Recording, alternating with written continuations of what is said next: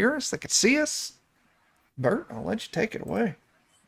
All right. Well, here on Defenders of Cobalt tonight, we're playing Brindlewood Bay. We're channeling our inner Golden Girls and Murder, She Wrote stars. That's what we're doing tonight.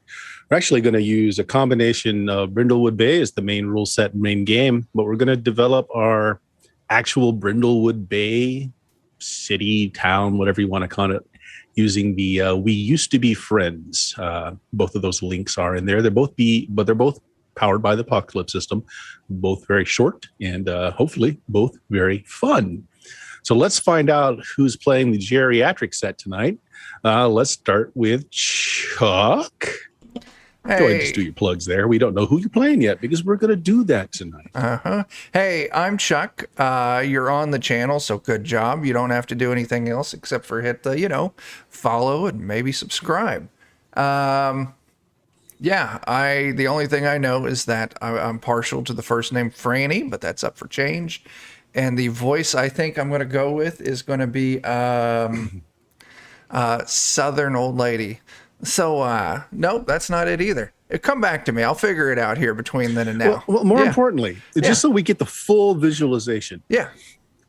If we were to pick an actress who would play you tonight, who would that be?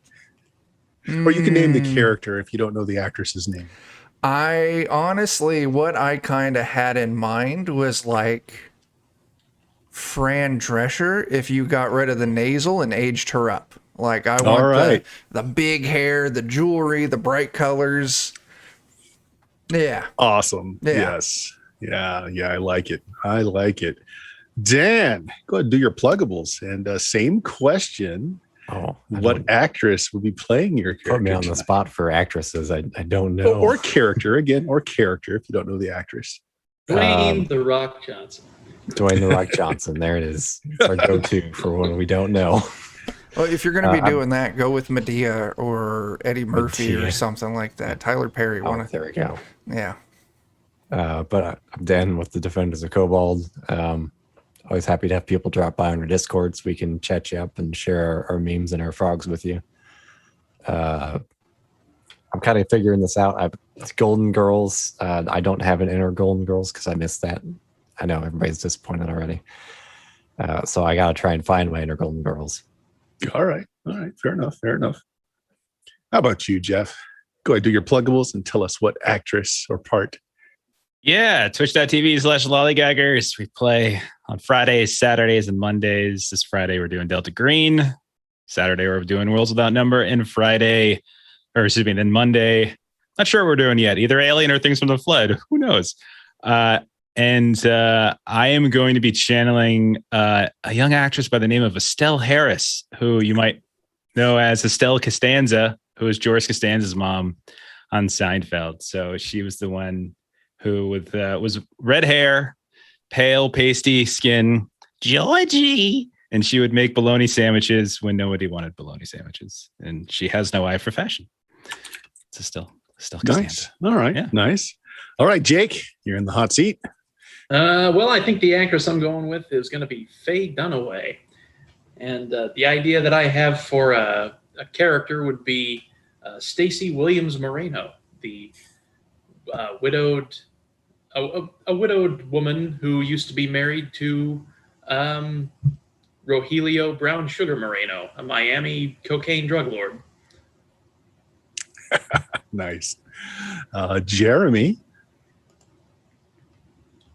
You're muted, Jeremy, I think. Because I was dumbfounded.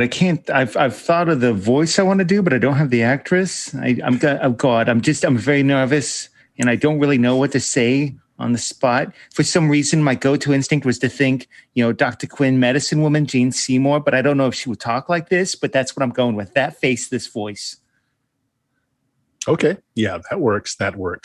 So the first thing we'll do is we'll make the characters that are going to be inhabiting our cozy little town of Brindlewood Bay. So this game, to get you in the proper mindset, of course, Golden Girls is one of the inspiration, as is Murder, She Wrote, but any cozy murder mystery you can think of. Like if you're familiar with Murder, She Wrote, sleepy little town of Cabot Code, which is apparently the murder capital of the world, seeing as it went on for 14 years and there was a murder every episode.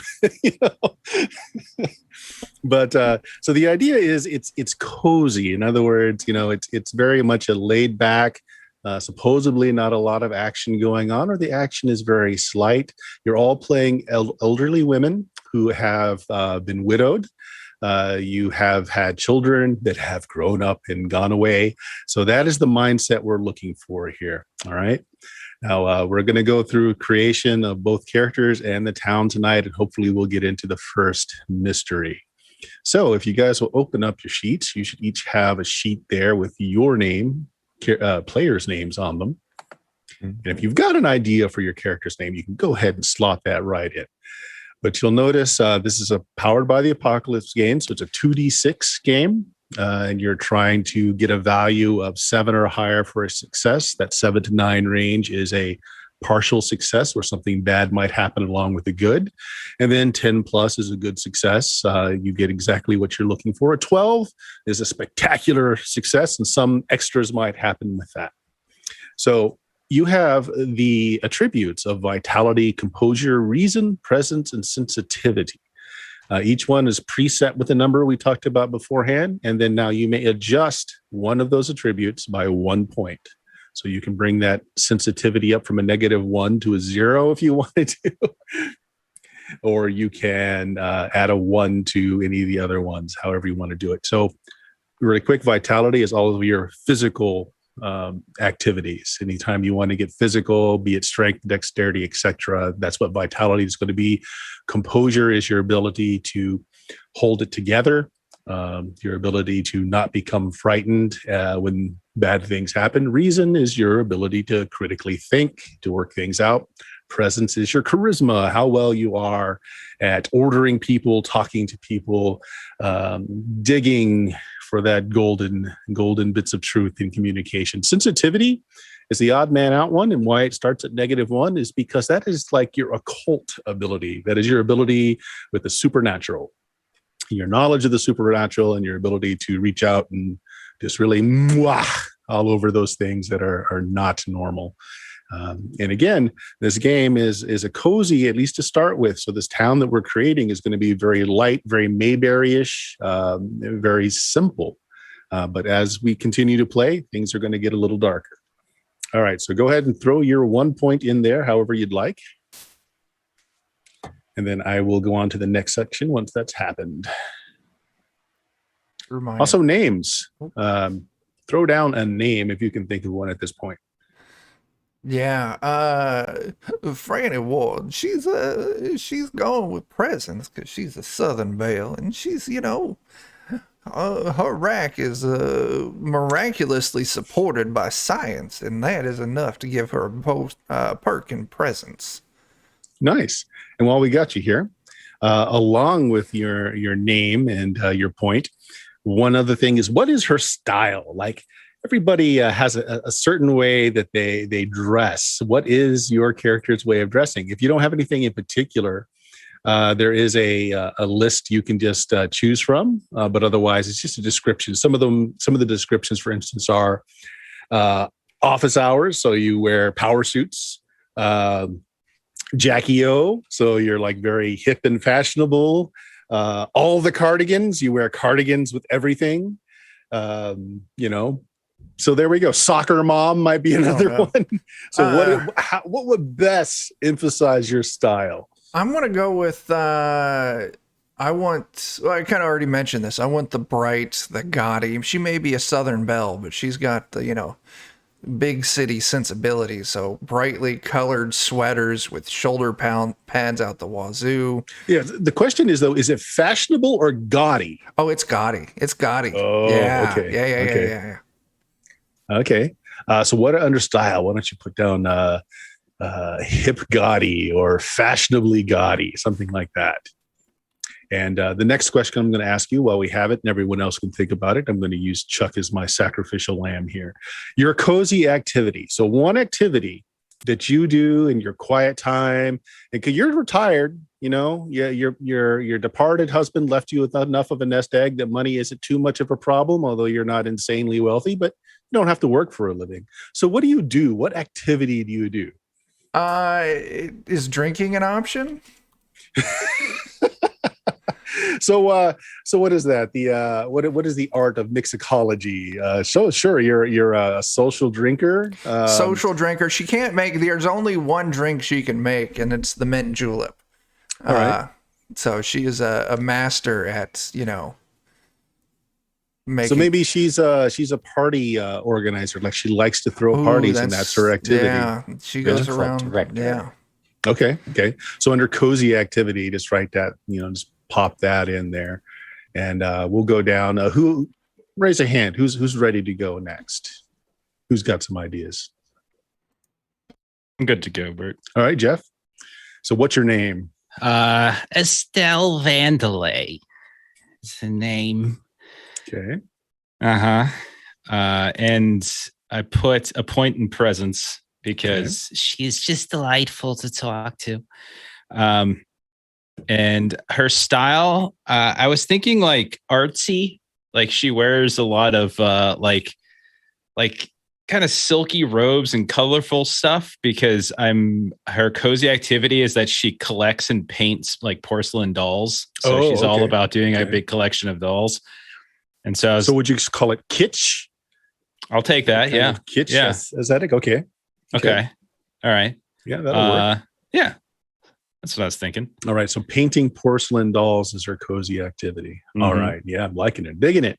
Who's next? Let's see a hand. Who's ready? Who's up next to be shot? All right, Jeremy. What do you got? What's your name? My name is Eleanor Russell. I've been told I'm a little overly sensitive, but that's okay. My overall style, some would call it manic. I put on some shorts and a bathrobe, and my t-shirt was on backwards, and I maybe had a hair roller still in there, but I'm holding it together. I'm doing okay. And not everybody thinks it's a cozy activity, but for me, cleaning, just something very methodical and rhythmic, really helps me center myself. Okay. And what's your style? Manic. Manic style. So just a kind of a conglomeration of whatever you want to throw together, and none of it matches. Yeah, it's like it might be shorts and the bathrobe and right. So yeah, you definitely have a mental illness happening. Right. I gotcha. Eclectic. All right. So there we go. Yeah, someone threw out eclectic. We can use that. My son tells his friends that he's getting an eclectic mother. Okay. Eclectic. Yeah. That's short for Alzheimer's coming on. All right. So who's next? All right, Dan, what do you got? I don't have the voice figured out yet. I'll work on it. But I'm thinking I'm just going to do Edith Finch for the name, which I Googled and found out it's the name of the game also. I didn't realize that.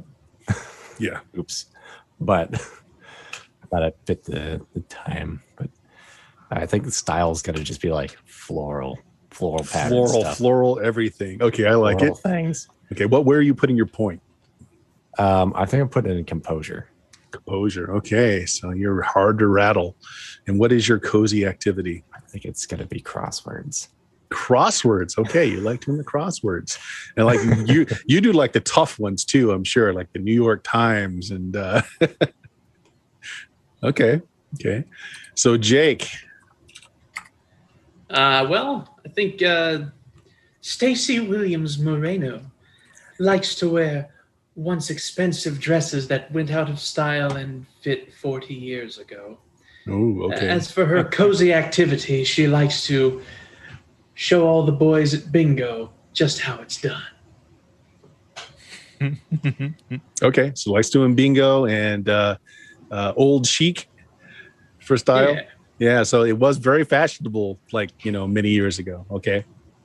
So is it shabby though, or is it actually like you've kept it's a little really bit well? Shabby. It's a little threadbare. Okay. They were also bought 40 years ago. She just hasn't changed them out. All right. Now you guys should be able to see in the thing that looks like a GM screen, the general moves and Maven moves. Let me make sure you guys can see them all. They look good, yeah. Okay. Mm-hmm. Now this next part is you get to choose one of these. And the Maven moves are all named after investigative characters like Frank Columbo, Fox Dale Mulder, Cooper. Colt Seavers, MacGyver, etc. So you should be able to click on those to get a better idea. Now, here's the thing. None of you can take the same one. All right. Quincy is in there. If somebody wants to be kind of a medical person, they got a Quincy in there. Magnum. there's Thomas Magnum is. I desperately want Columbo unless somebody else really wants it. Knock yourself out, bud. I just want to be so annoying and distracting that I make people accidentally disclose things. And another thing. Just one more thing. You should be able to just drag in and drop it over to your sheet. And since you've got that picked, why don't you read the description of it? Okay, let me drag it and see. I didn't even read what it does, but let's see what it says. I don't care what it does. I just need it. I need Columbo. Just need it. All right, Frank Columbo. Something about you causes the elitist society to not take you too seriously. What is it? Once per session, when you do the meddling move in a place occupied by the rich and famous, you find an additional clue, even on a miss, and an additional void clue on a 12+. Okay. So clues and void clues. One of the interesting things about this game is it is, in fact, a murder mystery. But I, as the GM, don't know who the murderer is, and I don't know the clues involved. You guys figure that out as you go along. So, like when you find a clue, I've got one of their printed scenarios here, and there's a list. When you find a clue, I just choose a clue, I check it off, and it's up to you guys to figure out how those clues would point or implicate one of the characters that you're introduced to as the murderer. Okay. So the difference between a regular clue, though, and a void clue. So there's this deeper, darker current that's running through Brindlewood Bay. There's this other society that's going, that's trying to bring about a certain kind of apocalypse, and your characters don't interface with this until a few sessions in, and you start finding these void clues, which give you an understanding of this supernatural thing that's going on. All right. Nice. So has anyone else picked their move? One I'd like to do. Okay. I'd like to do Dale Cooper because I'm a big Twin Peaks fan. Yeah. So All right. Yeah. Go ahead. Move it over. Did anyone else look at Dale Cooper? Let's make sure we're not duplicating anyone. Yeah. Good. Okay. Read out Dale Cooper. Okay. So, I always got to start off everything she says with Georgie, just so I get the voice. Georgie, add 1 to your sensitivity, max a +3. At the beginning of each session, the keeper will give you a void clue and some baloney in the form of a strange and settling dream you experience. No two mavens can have this move at the same time. Okay. That's it. Yeah. Yeah. Very good. So increase your sensitivity. You go from a -1 to a 0. Very sensitive. Dan, do you have one picked out? I'm actually still just reading through them Sure, all. that's fine. I don't recognize most of the names anymore. Yeah. Some of us older folks closer to being geriatric know these. Chuck, Yeah. did you have one chosen? I'm really eyeballing, the Knight Rider, Michael Knight. All right. Yeah, you get a Um, fancy ride with that one. I think I want an old,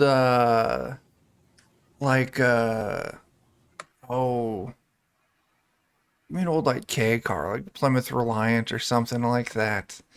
Okay. Read out the description for us. You have a trusty mode of transportation, an oversized sedan, motorbike, or an old truck that has gotten you out of more than one sticky situation. Give it a name, add it to your cozy little place.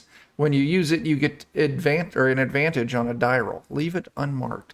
So I Right. was debating car, but would a golf cart work too? Like An electric, like electric car. Yeah, it doesn't have to be a golf cart. It Beautiful. could just be one of the electric buggies or Yeah. get around cars. Yeah. I want to take So- one of those. Yeah. Let's now describe equipment. So under equipment, Chuck, just add under things, just hit the plus there and just go ahead and put it in yourself. Just do an edit and call it whatever you want. Give it a name. Dolores. Now, here's the thing. Okay. Now, so here's the thing about your equipment.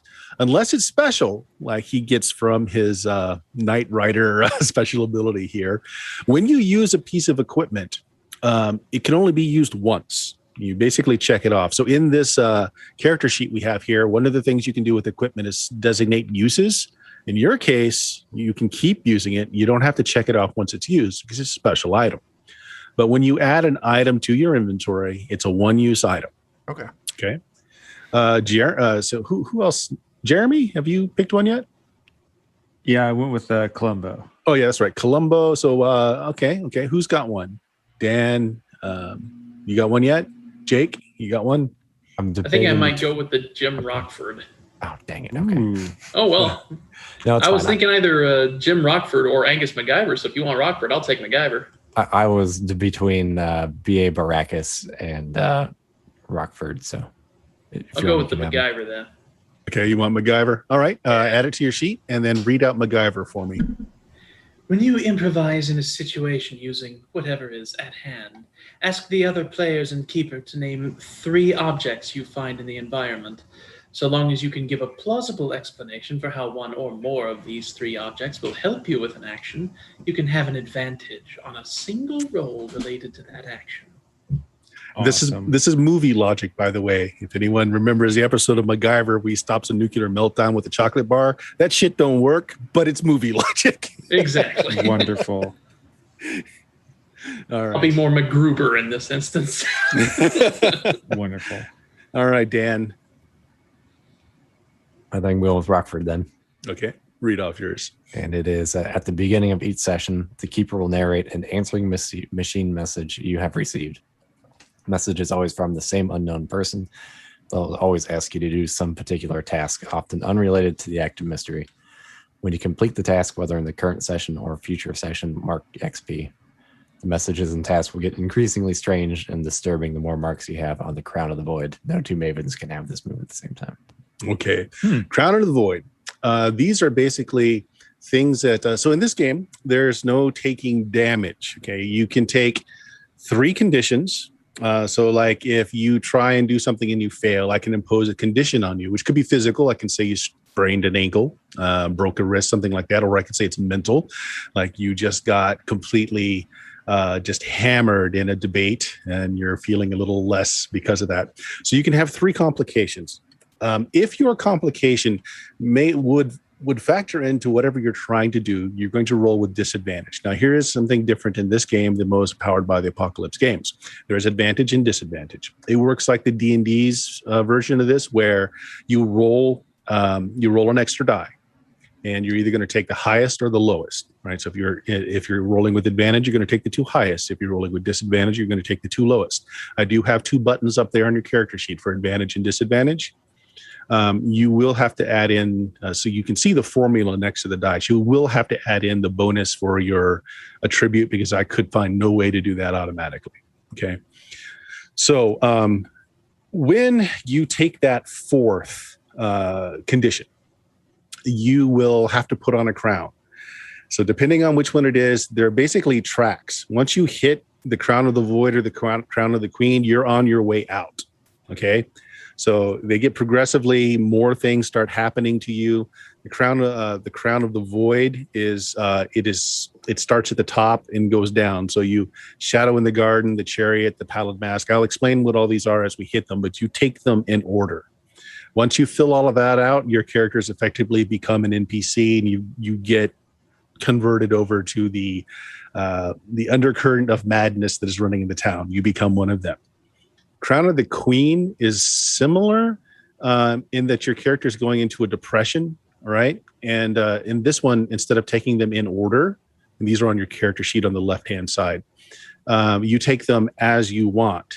But once they're all filled out, same thing happens. Your character is out of the story. Okay? Some maneuvers that you will take, some rolls that you will make will say on a really bad failure to mark one of the crowns. Right. So that's another way that you can get onto this track of your character being taken out. Good. All right. So under the moves, the general moves, everybody has the general move, the cozy move, the day move, the night move, the occult move, theorize, and the Golden Crown's mystery move. And I'll explain that in a second here. If you guys want to move each of those onto your character sheet, do that as you're able to, or just as the first time you roll it would be fine. I don't know if that'll overload Forge if you all try to do it at once or not, but you have access to all of those. So the two basic ones, the day move and the night move. Those are the just doing general things, okay? Things at night come with more risk than things in the day. So that's the difference between the two. Literally, that is the difference. If you're doing it at night or if you're doing it during the day, okay? The occult move is whenever that twist happens in our plot line, when the supernatural gets introduced. That allows you to not only understand occult things, but with that move, you can actually say, hey, I found this ritual on demon summoning. Why don't we just summon us up a demon to help us out? You can do that with the occult move. Again, that's something that happens later in the storyline, but it's there. Theorize is when you have some clues handy and you guys want to get together and you want to theorize about who might be the murderer or how the clues might add up. The theorize move allows you to make connections and to make a case against a person and to see whether or not you are correct or not, depending on the role. The meddling move is an interesting one.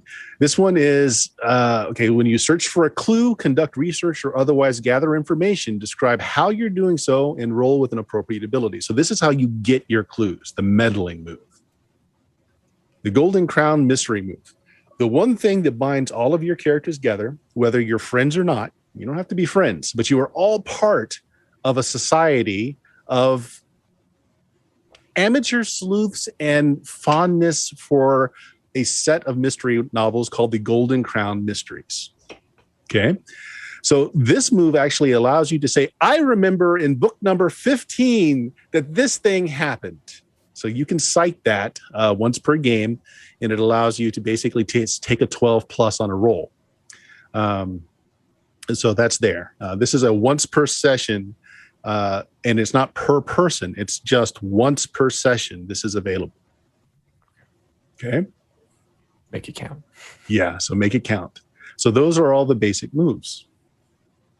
Now, the last thing is to figure out what kind of items or things that your character might have on you. Let's see. This is called your cozy little place.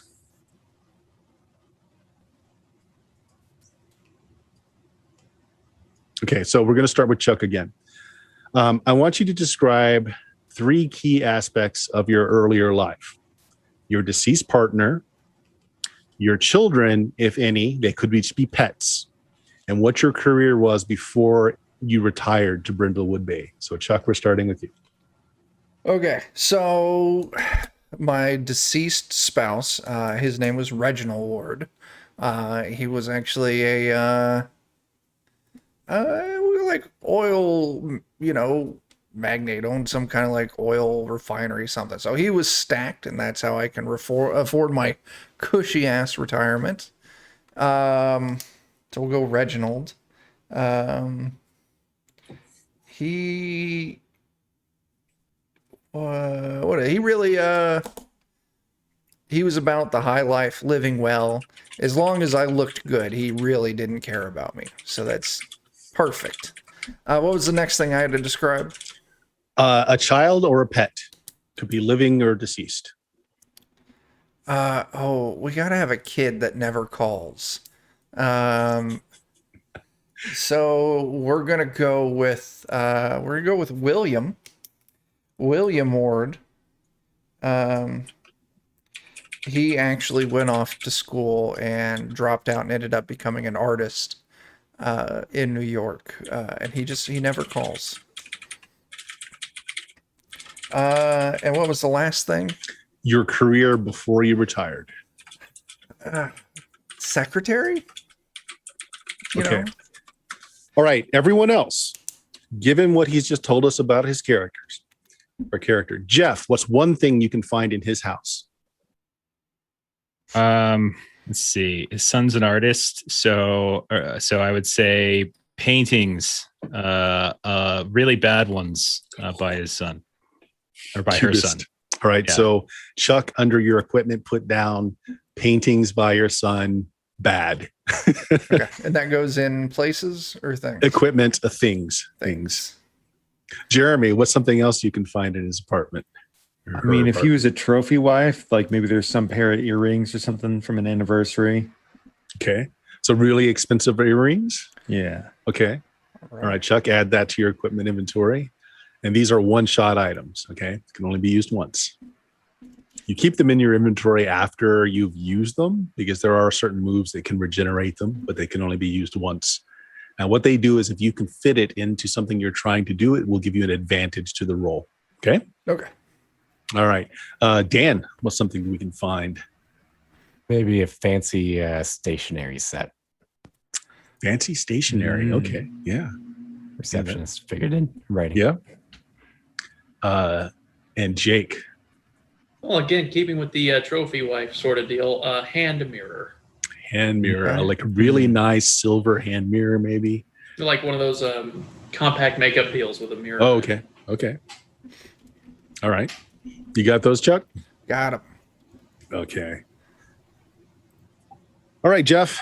Well, what was your character's name again, Jeff? Estelle Vandelay. Who was your husband? My husband's name was Frank.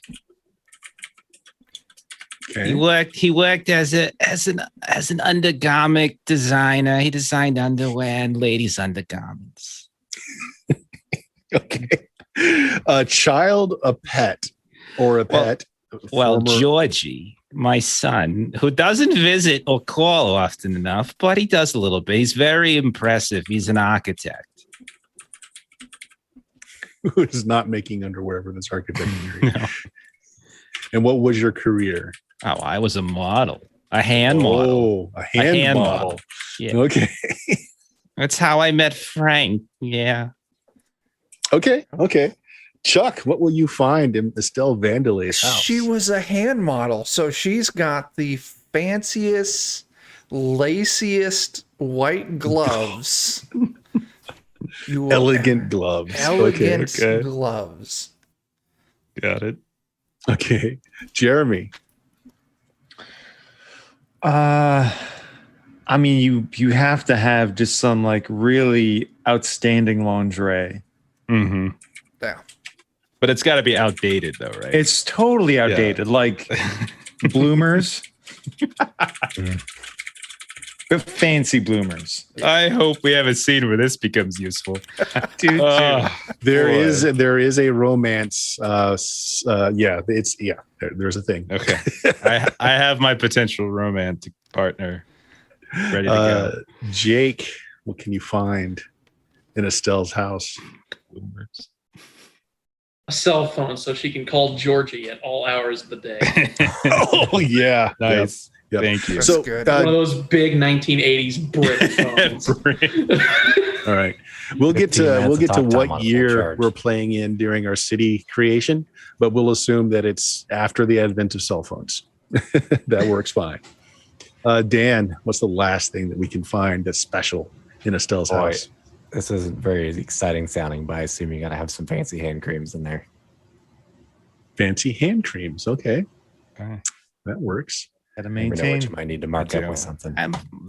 I got to keep it nice and, moist. And I don't want it to flake at all. All right, Jeremy, what's your character's name again? I'm Eleanor Russell. My late husband, he was Big Mikey. He was a small town sheriff. My son's little Mikey, he joined the army because it was pretty much either that or prison. He's just, he's a troubled young man, but he worries about me, but he never visits, but he harasses me, but he can't bother to visit. And I used to be a kindergarten teacher. Perfect. It's, that explains so much. You actually have a very advanced PTSD from being a kindergarten teacher. All right, Chuck, what can we find in Eleanor's house? Husband was a sheriff, right? I heard that right. Yeah. Mhm. Yeah. Yeah. And she works in a public school or worked in a public school. Uh-huh. So it's a big goddamn fuck you 357 revolver. God damn it. Oh, yeah. We're on the same page, Chuck. Oh, no. my Straight out God. of stopper my mom will shoot. Oh man. Nice. Okay. All right. What a Jeff. character to have it too. Yeah, of course. Yeah. Oh no. Oh no. All right, Jeff. So what else can we find in Eleanor's house? Let's see. So she was a teacher. She was a probably like a small portable like blackboard with chalk. Like she's got there you go, something like that. Yeah. Okay. Nice. Portable blackboard. All right, Jake. What else can we find in Eleanor's? Well, since Eleanor was a teacher, maybe a compost pile in the backyard full of rotten apples.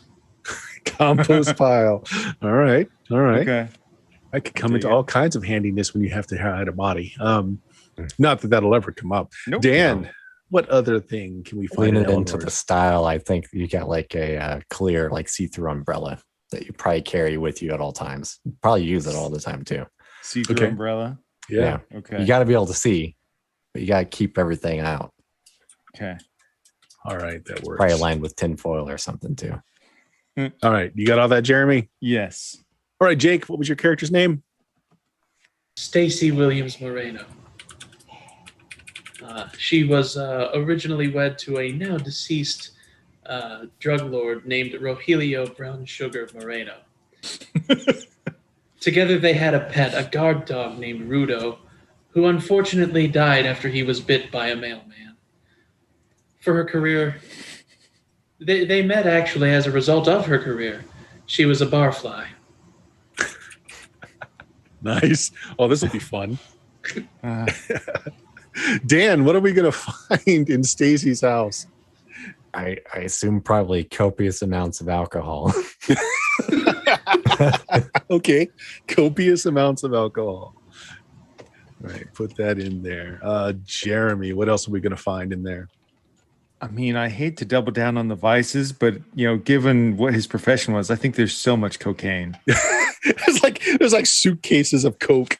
First idea I wrote down for him. Yeah. Like kilos of coke. Yeah, I just wrote down, quote, so much cocaine. So much It's all in the voids in the walls, Oh, She knows all the tricks. She It's didn't great go to prison. insulation. Yeah. Jeff, what else are we going to find? in A Stacy's taxidermy dog. house? Oh, the dog is taxidermy. That's great. Bite marks are still there. They couldn't get him out. There might have been some coke hidden in it too. Who knows? No, it's still on the dog's nose. Oh, no. But taxidermy dog, parentheses, maybe with coke in it. A whole new meaning All to right, drug sniffing dog. Wait, your husband was a coke dealer, and when you test the product, you have to have a good old switchblade to, pop open the absolutely. thing and get you a little bump. So one of them Gotta- nice black lucky Italian switchblade. blacker stiletto. handled. Yeah. Nice. All right, Dan. You're the last one on the list. What was your character's name again? It's hard to follow up on all this. Edith Finch. All right. I think my husband is Herb. Herb. Okay. Probably worked down at the paper, so I can get all my crosswords hot off the presses. Nice. Any children? Any pets? Prior or Pets. current? No children and pets belong. Animals belong outside. Okay. No Outside children. the house. Okay. And what was your career before before you retired? So your career could have happened after your husband died, but before you retired, also.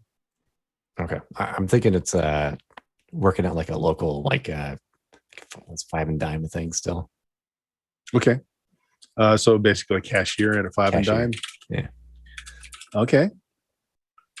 Jake, what can we find Okay. in Edith's house? Jesus, I got some ideas. I think I'm going to latch onto the animals belong outside part of that and just say she's got an army of feral cats outside. Nice. Yeah. So she's got like this 50-pound bag of cat food. She just opens up and throws out. No, in the yard. stay outside. All right. So you colony of feral cats that live around your house.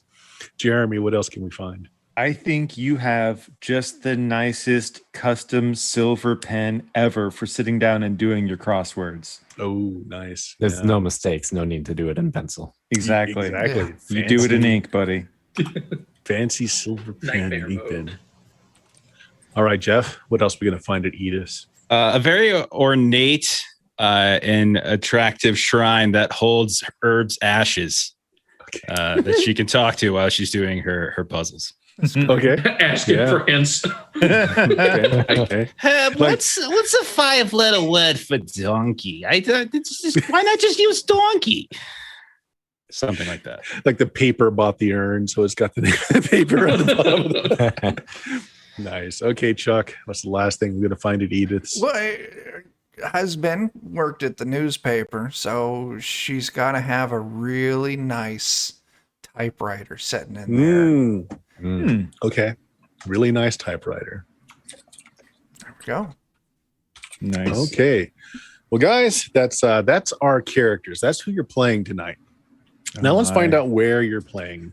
So we are in the town of Brindlewood Bay. In this town, is in any town, you have your haves and you have your have-nots. So who are the rich people in town and how did they make their money? You guys can just throw out ideas and you guys come to a consensus. Do you mean like family, like a rich family, or like a rich community? A rich family. It could be a rich community. And then why they have their wealth. So some ideas are technology. So like, your technocrats could live here. Entertainment. It could be stars and starlets. Old money. So they're moneyed families from the past. Or real estate is another one. So who are they? You can give names or you can just give generalities. And then how do they have their money? I mean, I don't know if this is entirely true, but I heard that the Lafayette family has kept their money for a long time. They're in shipping now, but they were all pirates back in the day, and then they just maintained that fortune and they did a shipping industry. It's just a rumor I heard. Yes, I heard that they did a lot of smuggling in from Cuba. Not that I would know that. You heard. Yes. All right. I mean, that works. Are you guys good with that? Yeah, I'm great with that. Yeah. Do you want to have any other rich people in town, or is this going to be a small town and these are the rich people? I did hear that the Remingtons had moved in, and they're old money, Pennsylvania steel. And they probably know the Lafayettes. Who knows? They're at the same country club, I'm sure. Mm-hmm. So we have the Remingtons and the Lafayettes. Anything else? It could be an industry. So like you have rich people in the technology industry, a bunch of teenagers or early 20-year-olds who are big into technology that have just started buying up land and now they're a rich power base here, just as an example. Or you can just stick with those two families. What do you guys think? It might be funny to have a bunch of like Silicon Valley like rejects that couldn't cut it there and try to set up a new base here. Yeah. Okay. What would you call All right. this? Yeah. Big hard tech as opposed to Microsoft. Yeah. All right. So those are the haves. Now on the polar opposite of that, you have the have-nots. So who are the have-nots? And why are they the have-nots? So it could be, for instance, there's only one single major employer, and so the jobs are not plentiful. It could be that the town is carrying a lot of debt. So everything is, everyone's carrying a lot of debt. There could be a lot of veterans who have just recently gotten back from a war, mustered out, and they just don't have a lot of prospects. It's a bay with a lot of shipping, so you've got to have a lot of dock workers. Okay. Mm-hmm. Okay. Yeah. Something like closed down. So like there's not a lot of, it's like the dock workers themselves are all just lingering around, but there's like no shipping to do. Like the industry is gone. Ooh. So let's talk about this real quick. We were going to say what time period we want to put this in. We could put this completely in modern day and like COVID completely shut down the docks. I mean, just as an example. All You guys want to do that? Works for me. Yeah. All right. Makes that cell phone even better. Mm-hmm. All right. Yeah. Now it's a 50-year-old cell phone. It's a lady. Now it's a weapon. It's a blunt object. I can smash someone's head in with it quite easily. All right. George. So a single major employer, which were the docks, that a lot of shipping and trade got shut down because of COVID. And so the primary job in the town were dock workers. Now they're just not really doing much. All right. That works. All right. The next is, so, 'cause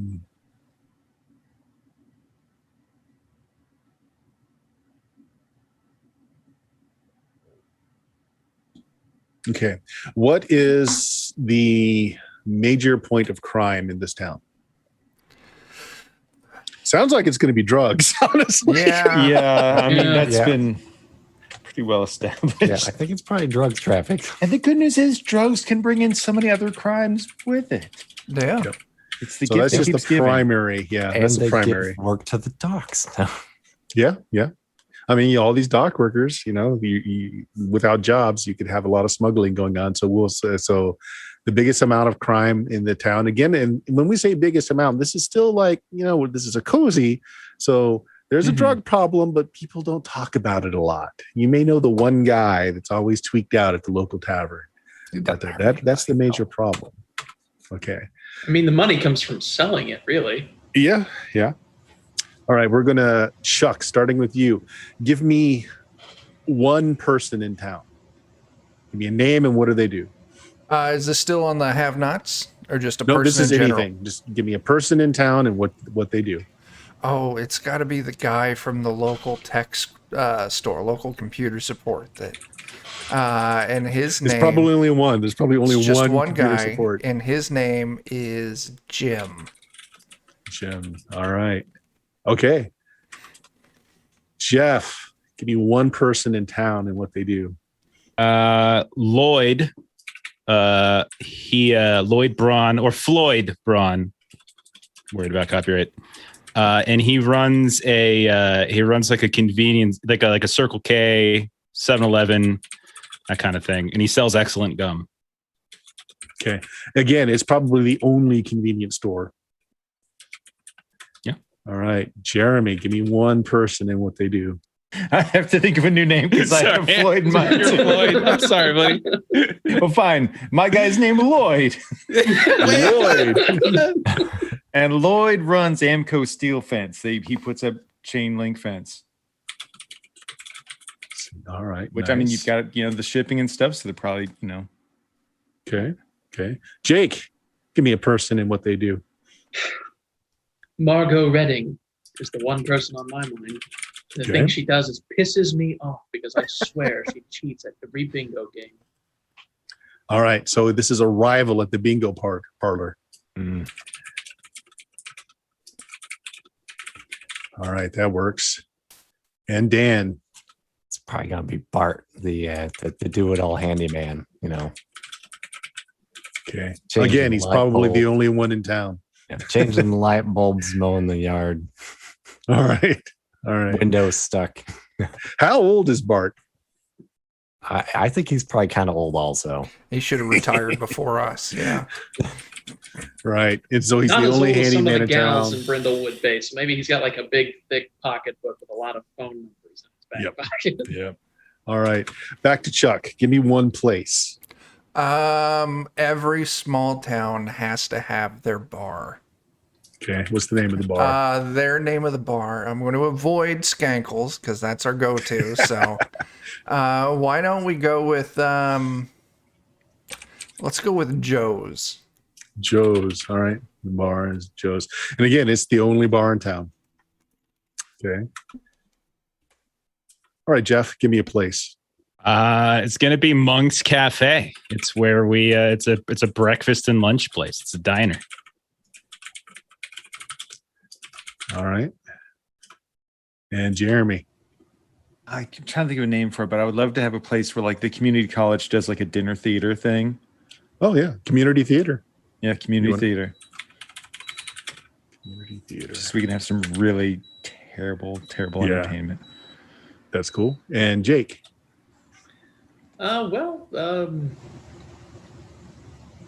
Bingo, that means there's got to be a church. Okay. Mm.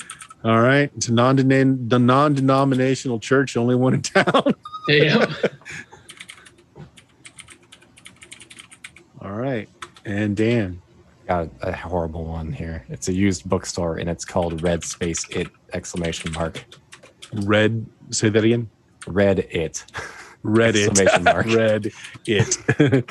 Nice. Used Yeah, I bookstore. saw that on Reddit. Yeah. Yeah. I don't know what those kids are on about.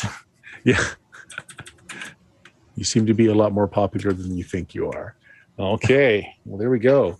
That is our town. That is a little town of Brindlewood Bay right there. All right. Okay, so there are a couple of things before we start in our mystery here. We've got our characters, we got our places. Some of you have things that happen before the game starts. 2 of you, I believe. Were you one of them, Dan? Yes. Okay, read again what happens before the game starts with you. You get a phone call, right?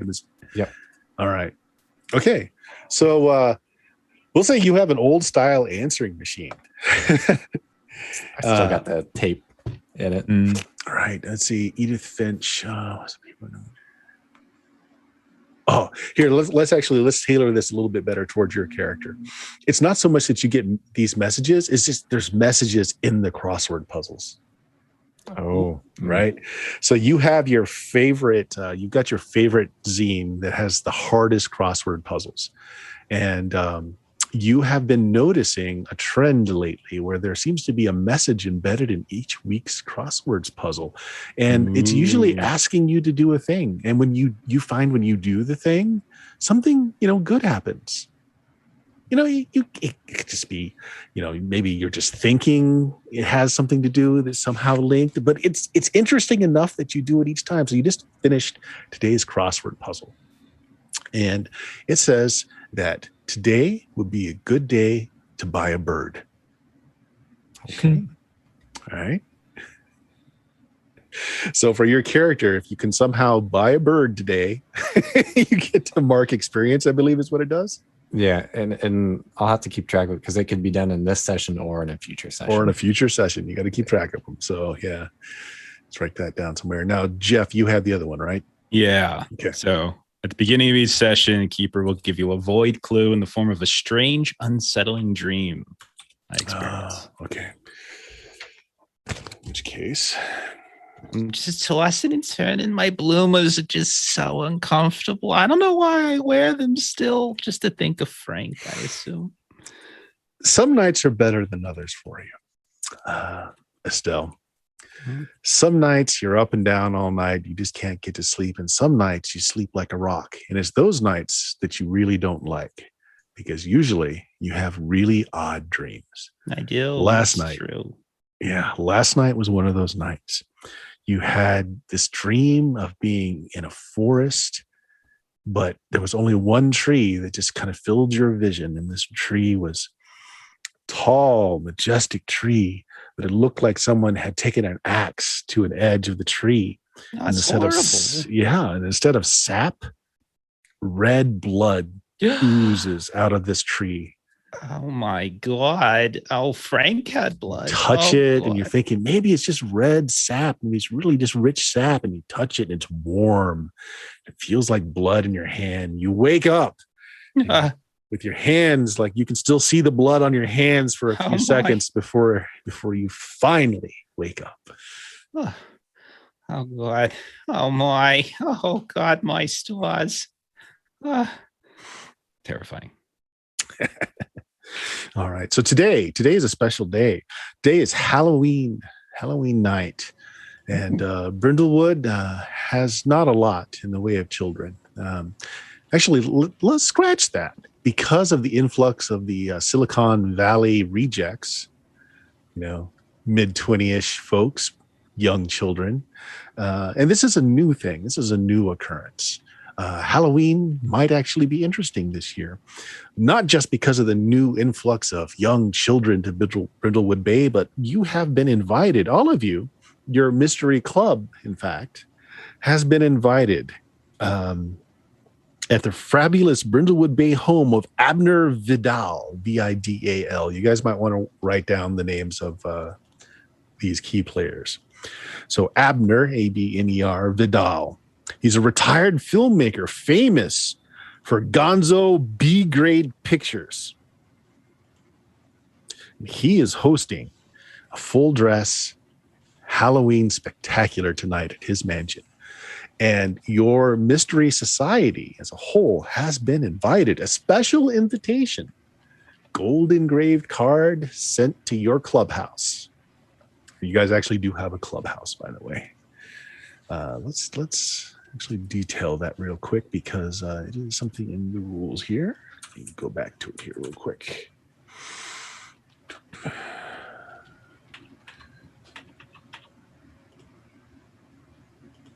You are called the Murder Mavens. You meet on the top floor of the Candlelight Booksellers. So this is not the used bookstore, but this is the retail bookstore. They have rooms upstairs that the community uses to rent out, and you rent it out occasionally for your Murder Maven Society, where you talk about the latest books in the murder genre. So you have a little box there that you received this invitation to. So you've all been eagerly looking forward to this, not just because of it's something to do.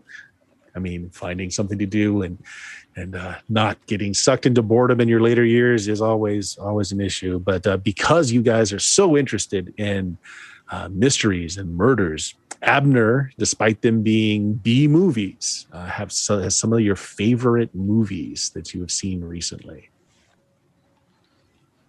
Okay. So we're going to just, actually, what are you going to do, if anything, for the kids? So, you'll have a few hours before you go to the Halloween ball tonight that you could be giving out candy or otherwise. Is anyone doing that? Or are you going to make any special, I don't know, thing that you've left out? Anyone? Oh, of course. You've got to have the candied apples because an apple a day keeps those little bastard children away. Okay, so you're going to have candied apples. You're going to hand them out, or are you going to leave them on the porch? Well, I considered answering the door, but that just really, it's just too much. It's too much. You have to open and close, and I put it out there and I put a sign saying take one.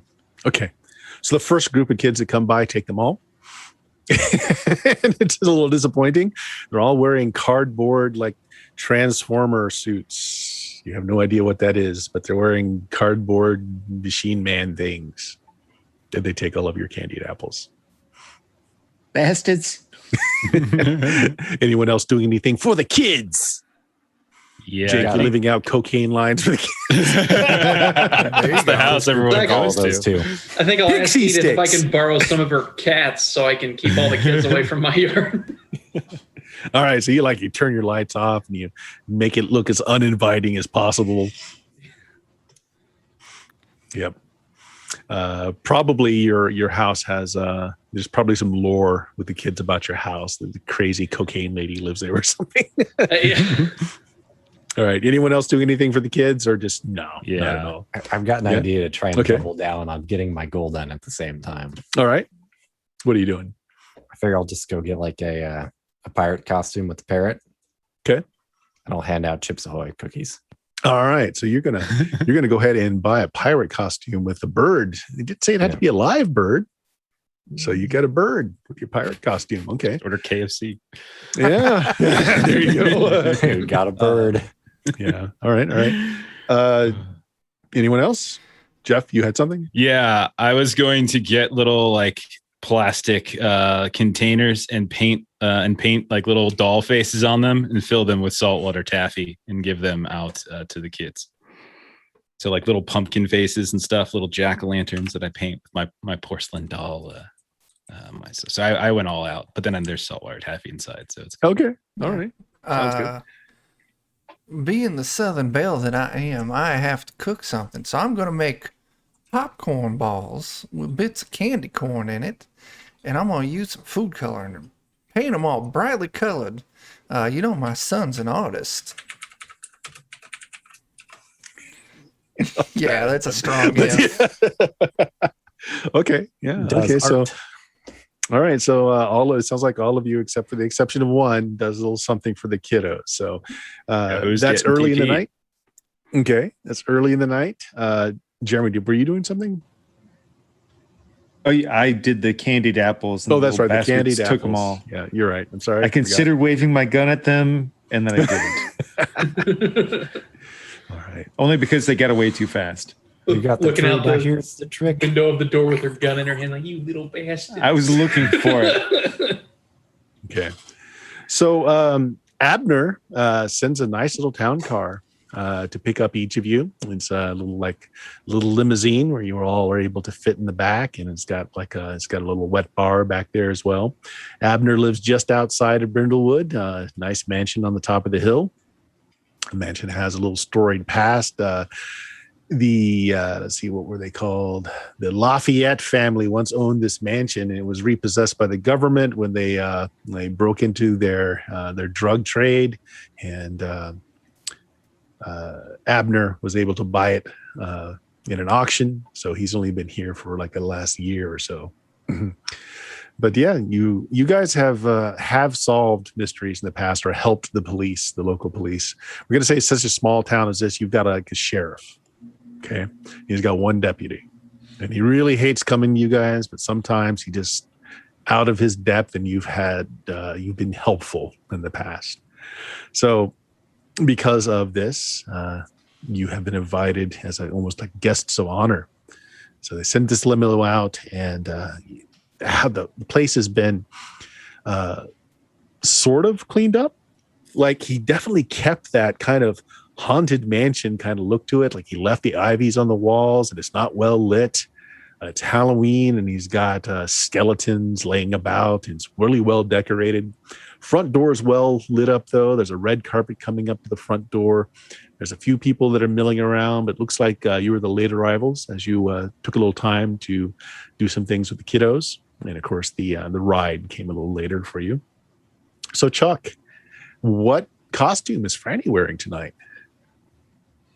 Oh, if I had to pick a costume to wear to this lovely thing, it would be none other than the stylish Jackie Kennedy. Okay, come looking as Jackie Kennedy. Oh, hey, Abner meets you at the door. He's dressed up in kind of a Hercule Poirot outfit. He's got the very well manicured mustache. He's got a thin cigarette holder. As he comes, he bows deeply to you, kisses your hand. It's like, oh, Franny Ward, I am so glad that you were able to meet with us tonight and to enjoy the festivities.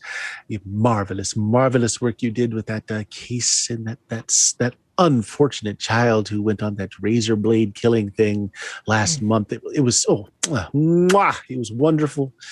And he does the air kisses on either side of your cheek. Eating it up. Oh, it was a dreadful crime, but I could never pass up a party.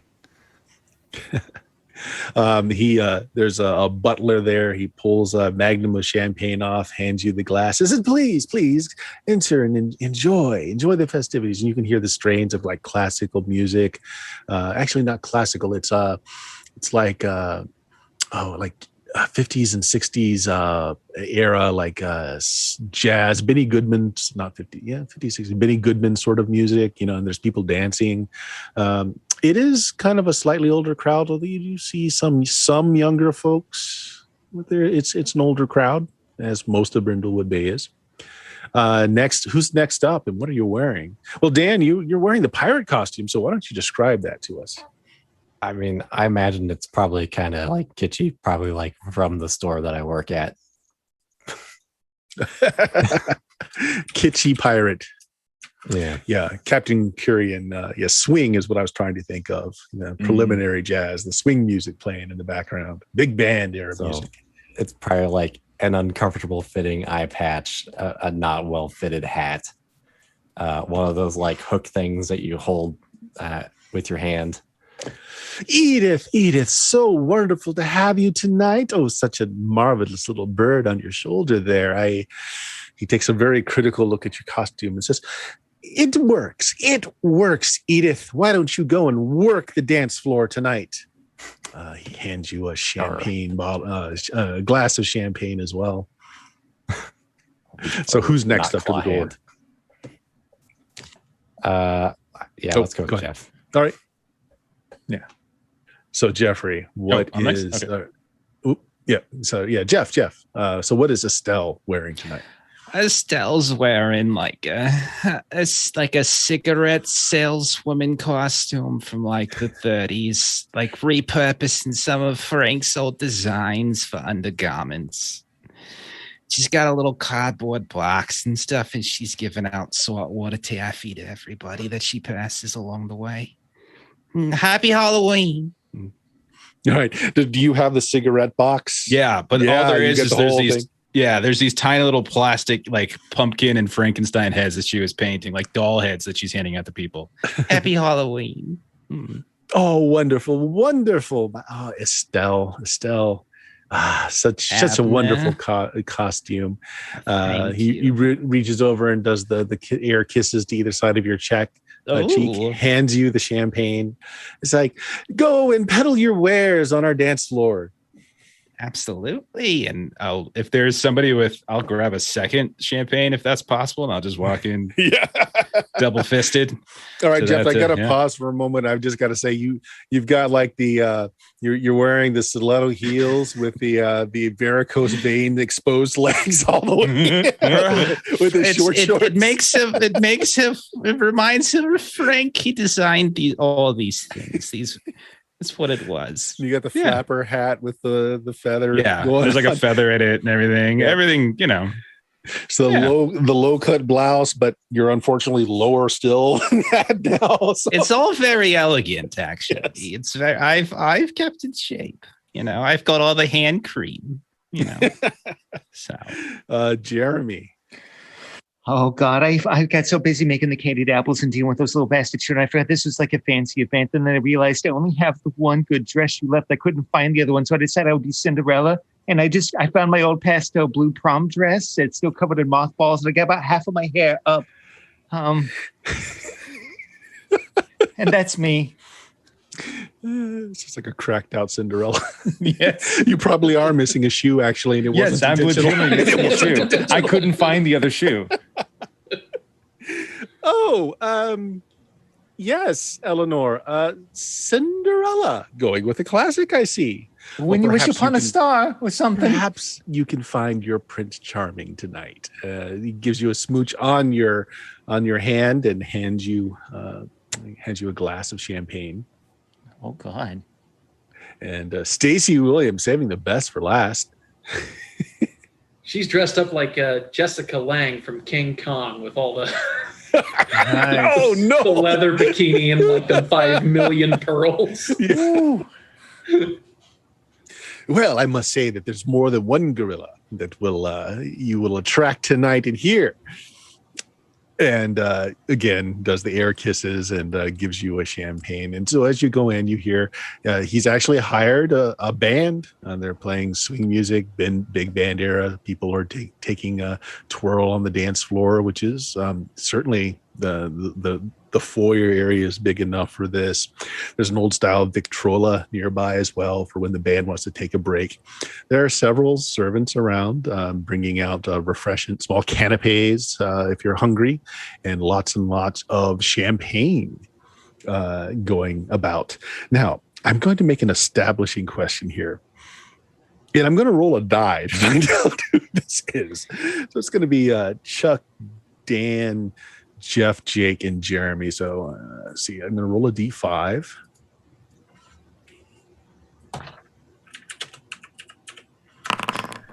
Two. So Dan, Edith, you've been having a romantic affair lately with someone who's in this room right now.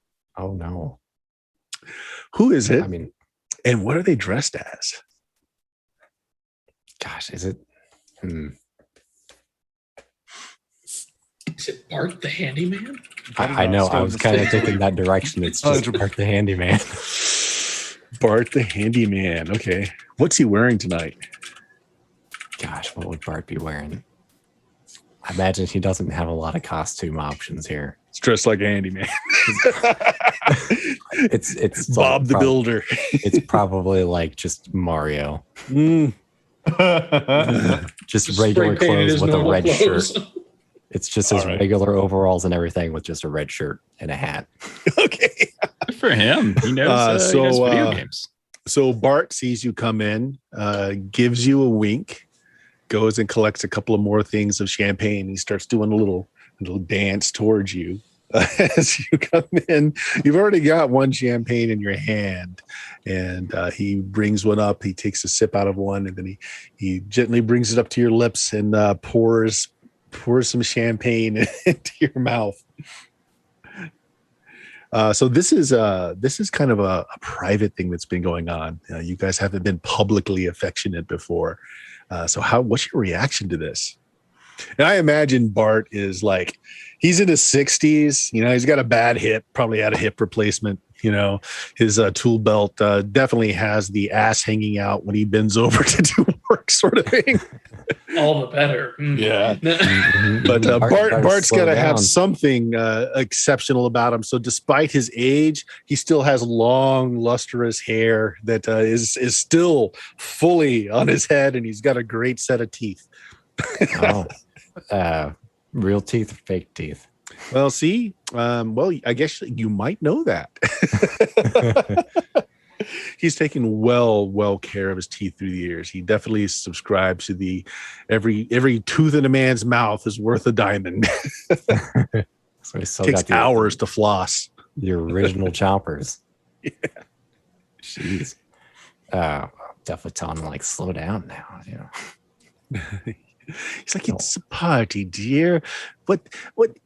Surely, a little peck on the cheek, perhaps. And he leans over. It's like, maybe once we've had a couple. Okay. All right. So So this is going on. The rest of you, what are you doing? There are some people in here that you recognize, some that you don't. There is a famous actress here, actually, Elena Visage. She's wearing a vampiress costume, very low cut, showing off a lot of that décolleté. Wearing, her costume comes high up on her hips, showing off these incredibly long legs. She is the vision at the party that the younger and older men are ogling and are constantly bringing her a stream of champagne. Like Estelle would hang out with her. Like, oh my, another looker. Oh, are you a model? So as you walk over, you hear saying like, I mean, surely you've seen my work. Variety once said my performance of Devil Woman from Planet X was the most exciting thing they'd ever seen. There's the local banker here he's enthralled by her looks, but has no idea who she is. And that's what you're stumbling onto. And this is Gordon Thune. He's the banker. He is very stuffy. He's wearing a Frankenstein monster's costume.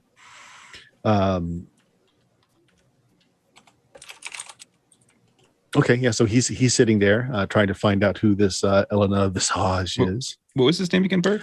Gordon Thune, Thune, the banker. Okay.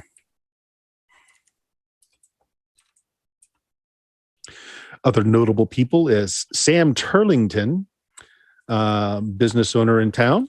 He is wearing a Phantom of the Opera costume.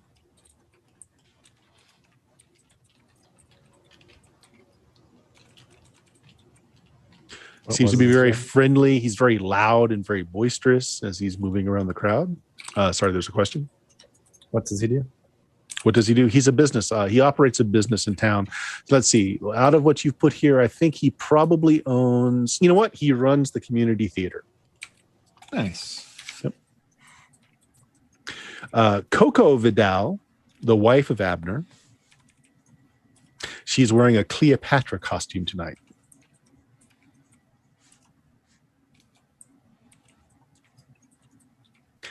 Marcus Greaves is wearing no costume at all. He's known to be Abner's business manager. He's wearing a very nice $1,000, multiple $1,000 suit, but he's not dressed in a costume. Or his only attempt at a costume is a monocle and a cigar. Fancy. Right. Else. June Willoughby, a local. She's wearing like a 1920s high schooler costume. Local friend of the Vidals. She runs Read It.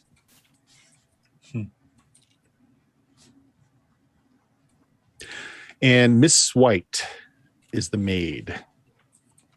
And is in a maid uniform tonight, but a very made-up French maid's uniform. She is directing the hired servants with the trays and alcohol. That's clearly who I need to spend time with, because just seeing everybody just drops things and they don't seem to care, and it's just really bothering me. And I'm gonna help out with that. Mm-hmm. So, Jeff, you said you were heading towards Miss Visage and the banker Thune. Yeah. So you're walking into that conversation. All right. Yeah. So what do you say? So she's trying to explain to Thune what she's done, her body of work. And he seems very enthusiastic. It's like, oh, I'm afraid I don't have the time to watch much in the way of pictures, but I'm sure any movie with your stunning cheekbones and features on it would have done very well indeed. Oh, Jeff, as you come up, Estelle Vandelay. Oh, it's a pleasure to see you, Gordon. Oh, my young lady, you are just attractive, aren't you? Oh, this is a beautiful costume. Oh my God. I was thinking of wearing something similar this evening. I'm so glad I didn't. That would have been very embarrassing for one of us, wouldn't it? Yeah, she does a little pose and she does a little turn. And when she turns, you notice like there's almost no back to her dress at all. It goes over her shoulders and plunges all the way down to like her butt crack. And she says, yes, I'm sure. We would be indistinguishable, like sisters, if you were to wear something similar. Oh, of course. You're too sweet. You're very sweet. That's very nice of you. I hear you're in the pictures. Oh, what anything I might have seen? Oh, I dabbled a bit in pictures when I was younger, but I mainly just stayed within the modeling industry. I wasn't particularly great with remembering my line. How do you remember your lines?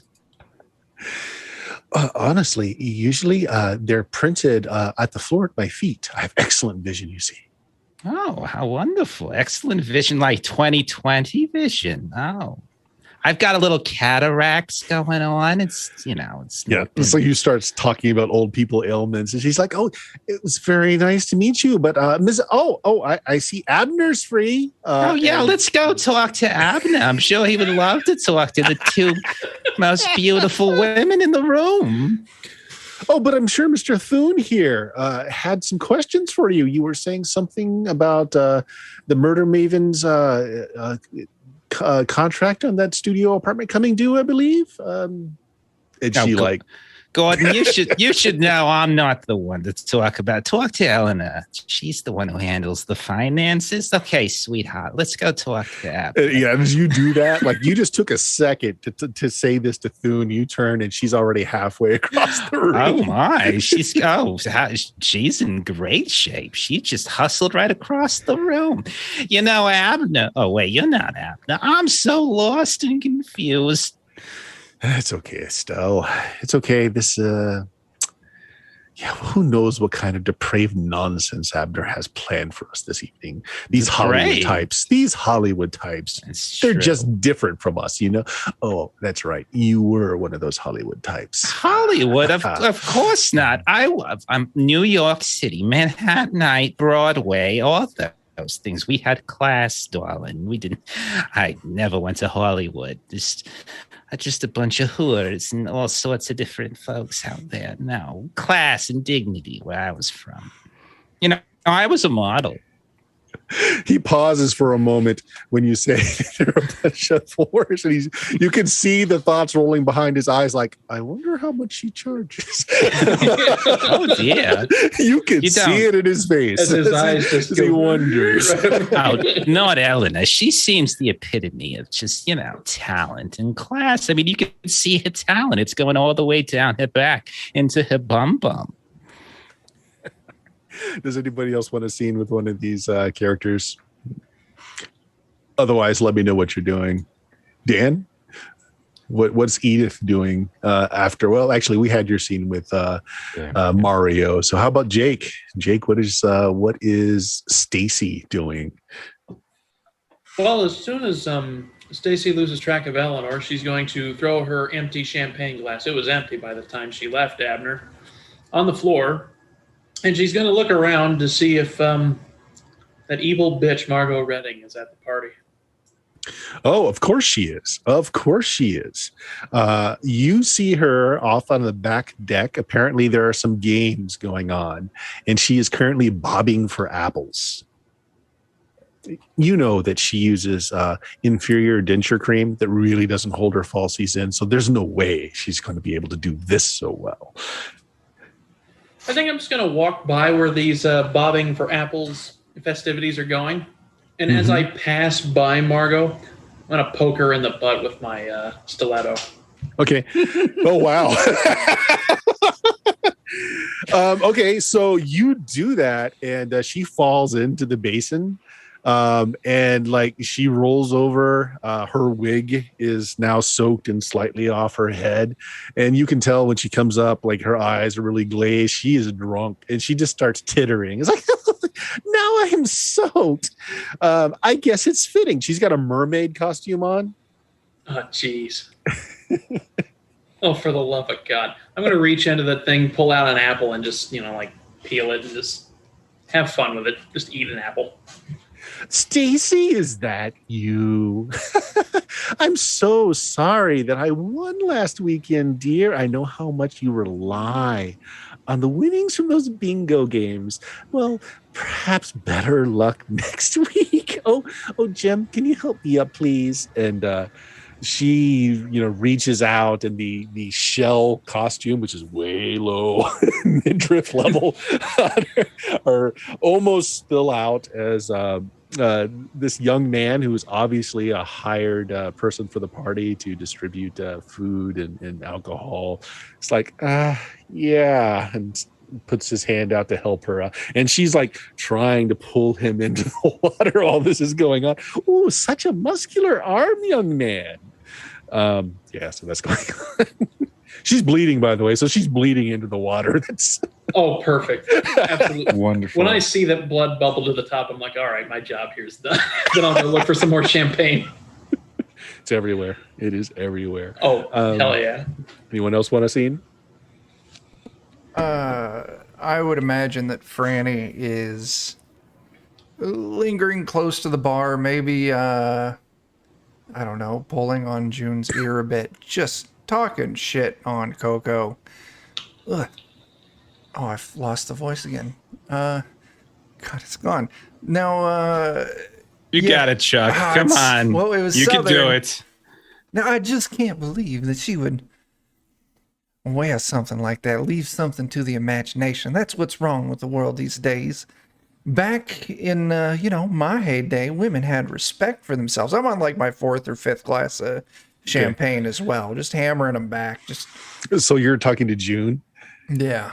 Yeah, okay, so June is also hammering them back, and she looks kind of distastefully at the champagne. It's like, just look at this place. Everything is so just ostentatious, and it's just like Coco to buy this cheap swill.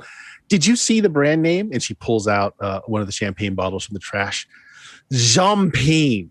What the hell is champagne? That is not even a real thing. Obviously, they have the money to afford us. It's almost an insult that they couldn't afford us. And she clinks her glass of the ears. At least there's a lot of it. Well, if you can't have quality, at least have quantity. That's the nice thing about my late husband, Reginald. He wasn't good at it, but he had a lot of it. She gives you a sly little grin. Yep. Anyone else want a scene?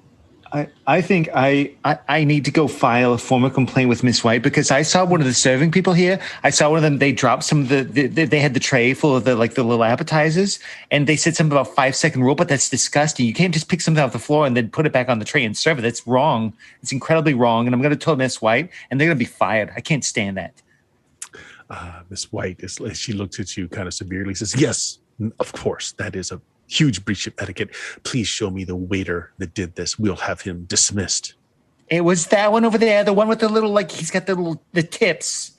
Whatever the thing what they do where they colored the little edge of the hair, the tip boy. It was the tip boy.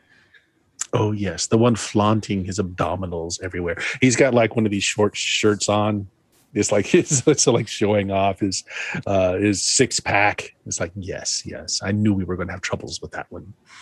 It's just disgusting. Come, watch as we put this servant in his place. She tramps over to him. She's got these. You notice as she turns around, she's got a cat tail on the back of her waitress or her French maid costume, and what you thought was like a headband at first is actually cat ears. And she goes and starts having it out with this guy. So did the guy actually drop anything, or are you just saying that he did? I always think that he did. All right. He's like, but monsieur, I dropped nothing. The canapes, they are stayed on the tray. That it's exceptional. I had one of your guests eat it off my abdominals. But other than that, I dropped nothing. It was a request, man. I don't care. So like she's just lighting into this guy. And he's looking around. He's looking around for help from any quarter. He's like, but no, I did nothing wrong. It was a simple request. Nothing hit the floor. Just this wonderful crease in my abdomen. It stopped right there. She ate it right off my stomach. What kind of oil did you smother yourself in? Is that even like, do you know it's non-allergenic oil that you rubbed yourself up in? No, you don't.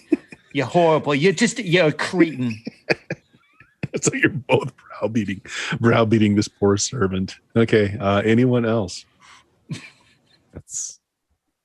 We all got one? Anyone? No? Okay. So this goes on for a bit. You get the impression that there's supposed to be something happening tonight. People are just talking about it in general, that Abner has some kind of event planned. And, it's getting a little late. We're pushing almost midnight, and that's well past bedtime for many of the guests here. And when people are just starting to wonder, like even the band are like, I thought we were stopped, they've already stopped playing. It's like they were paid to play to a certain time, and now the Victrola is picked up and they're playing some old Benny Goodman. Everyone's just kind of around, kind of just meandering and like just talking about what's going on. I thought there was a show, something going on. And then in the back where the apple bobbing was going on, there is a shriek. And everyone kind of turns. Now the local sheriff. What's the sheriff's name?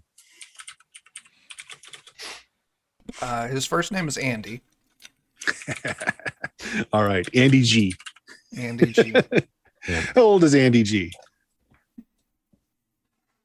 I don't think it'd be fun if he's a real young guy. Someone we can. Yeah, because the old sheriff died not too long ago. Yeah, there we go.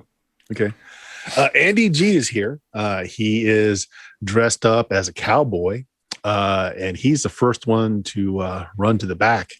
And there's some commotion. You see that he closes the door so the people outside or inside can't see what's going on outside. And he takes his vest off and he hangs it so people can't look out into the deck. And after a little bit, he starts coming in. He starts looking at the room and he finds, Estelle, Eleanor, Stacy, Edith, all of you, could you please come out here? I can use your help. Of course, Andy. Andrew. Anything for you, sweetie. Anything you need, Andrew.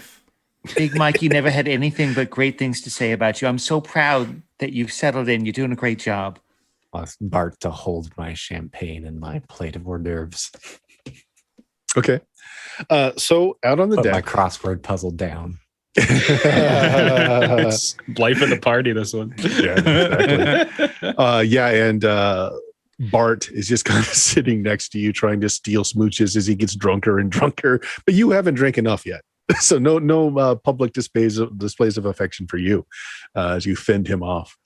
You come to the back, and Andy quickly lets you through the door and closes it so nobody can see through. And what you see is Abner is shoulder deep into the apple bobbing container. He's not moving. And Miss White, the maid, is out here looking just shocked. She's shaking a little bit. You notice she's got like a hip flask out. She's taking little shots from the hip flask.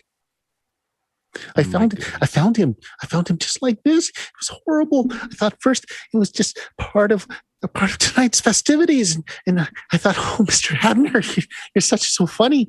And I went over and I shook him and he didn't get up. And after 3 minutes, he was still in the water. I mean, I know people can hold their breath really long, but that's really long. And so I went again and said, Mr. Abner. And he still didn't get up. And it's been 5 minutes. And then I screamed and she's like, she takes a few more hits off of her hip flask. And who was it again? Sorry. This is Miss White, the maid. Miss White. Okay. Yeah, and it's Abner. Abner Vidal, the host of the party, is dead, drowned apparently in the apple dunking. Well, someone should have told him that you don't get bonus points for going for the apples at the bottom of the barrel. So Andy's like, yeah, I'm not sure. I don't know if it's just a drowning. I mean, look at the blood. Look at the water. It's tinged with blood. All right, Andrew, just calm down. Did you put some gloves on? Did you touch the body at all? You know you're not supposed to do. Oh that. No, man. But I didn't bring my kit with me tonight. I don't have gloves. It's okay. I have got some. I have some. I always carry gloves. I was a model once. All right. I'm just gonna hand over my lacy gloves to him. You can use these for now, but I'm gonna want these back, please. Oh, okay. Ladies, you have been so helpful in the past, and I'm so grateful for you helping me get this position of sheriff. After the unfortunate death of our prior sheriff, he spoke so well. He really didn't speak highly of you. Matter of fact, he cursed a lot. But I read the reports, and I know how helpful you are. And boy, you really helped me out last month with that unfortunate kid in the razor blade. I was wondering, what should I do? Well, I mean, it's really late. We're not going to be able to get a corner I'm going out. to need $1 from you. A dollar. Just $1. He pulls out 4 quarters and hands them to you. I was wondering if you had any bills. I'll take a 5. Well, this is all I've got. He pulls out a 20. Thank you. I'll take the $20 bill. Mm-hmm. I'll roll it up, and I'll do a bump of Coke with it. And he looks on and says, "Oh yeah, you explained this, that medication, heart medication, right? I understand. Lipitor. It's Lipitor. Can I have my 20 back now? I mean, I'll hand the 20 back. We don't get paid a lot as local sheriffs. Thank you, ladies. I haven't touched the body. Miss White here says that she shook Abner. Other than that, nothing else has been disturbed. Now, I know the coroner is going to be. It's midnight. He is going to have taken his Ambien. There's nothing that's going to wake him up. There's nobody going to be able to come for this body till 6 a.m. Always wears off around 6 a.m. Either that or he pees in the bed, he says. So, I mean, we're it. My deputy is, he's out of town. He's got kids. He didn't want to take them door to door here. I don't know why. This is a perfectly beautiful town, but he said that there was better hunting up north. I think was his words exactly. With candy bars. Full-size candy bars, apparently. Full-size candy bars. Yeah. He said something about candied apples last year that broke a tooth. I don't know. I don't know about that one. It wasn't one of mine. Illinois, you making candied apples again? Oh my God. I mean, what else am I going to do? It's not my fault that they do not have proper hygiene. Yes, kids these not days all of them just can learn how have to the beautiful brush. pair of teeth as a handyman. My goodness. Well, first off, my dear boy, do you have one of them camera on your telephone? You should take pictures of the scene. Oh, right. So he reaches down to like where his gun holster is, and that's where he's keeping his cell phone. He pulls out his cell phone. So take pictures. Right. Video? I should shoot video or just stills? The coroner would want stills. Yeah, stills. There you go. We're gonna get some more light out here. So just to set it, this is on like a back deck. The deck is a long wooden deck. There's several of these bobbing stations set up. There's tiki torches set up in the yard, but past that, there's forest. And it's a full moon tonight, of course. Maybe we can, while he's taking his pictures, figure out where all the other guests are at. Okay. Well, I know who I suspect. That there was this strumpet, the actress. Maybe she got snubbed. I'm gonna go hobnob with her. I think. I think Eleanor has she's got a very good instinct for these things. things. I think she knows exactly what she's talking about. I spoke with her briefly. She was very rude and really wanted to hustle off and talk to Abner. And now, lo and behold, Abner's dead. So there you go. Still, thank you. I just sometimes I wouldn't. Thank you. Of course. Maybe we should lock the doors, keep anyone from leaving, since they're all suspects now. Yeah. You're right. You're right. I should. Okay, look. My deputy's not here. I can't trust anybody because anybody could have been the murderers. I mean, technically, you ladies could be as well. But I'm going to go on your own honor and the fact that you've been so helpful to the police force before.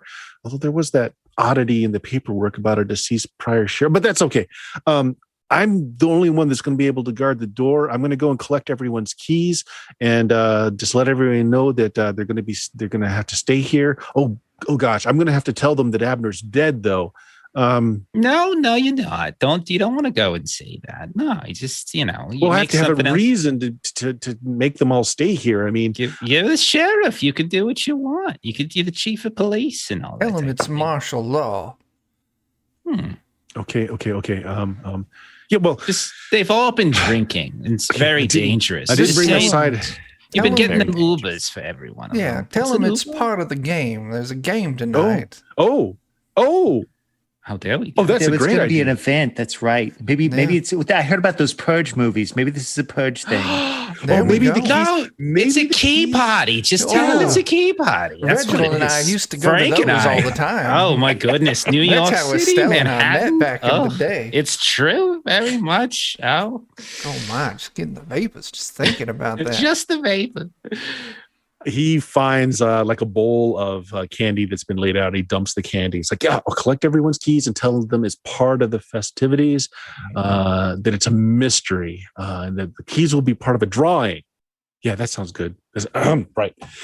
Let me get all official here. He adjusts his necktie. Before you go out, I'm going to go over to him, by the way, and I'm just going to do one of those, like, lick my thumb and just like clean his cheek. Here you go, Andrew. Oh my God, you got a smudge here. You just, oh God, you're so adorable. Sorry, Chuck. It's fine. I was just going to suggest that as he's collecting keys, maybe he should hold himself a pineapple too to really put some spice on it. He looks around. How about a pumpkin? No, don't worry about it. I was just being silly, dear. Go do what you got to do. Right. So he opens the door and you hear him announce to everyone, all right, so the festivities are starting. I need everyone's keys. And yes, the voice kind of trails off. You did hear he asks you to lock the door behind him. It locks out here as well. So he locked the door. All right. What do you guys want to do? Miss White's still out here with you. Did she see who was talking to him last? Did Mr. Abner have any like special instructions with because there was supposed to be an event, and of course, like you're a very important woman, and you know the ins and outs. Do you know anything about what he was planning to do? Okay, so this would be a meddling move. You're all kind of talking together here. I tell you what, why don't all of you just make that move and let's just see what happens.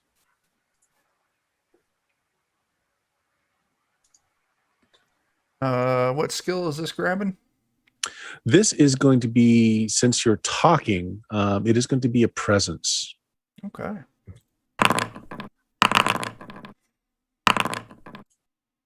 Oh no. Oh.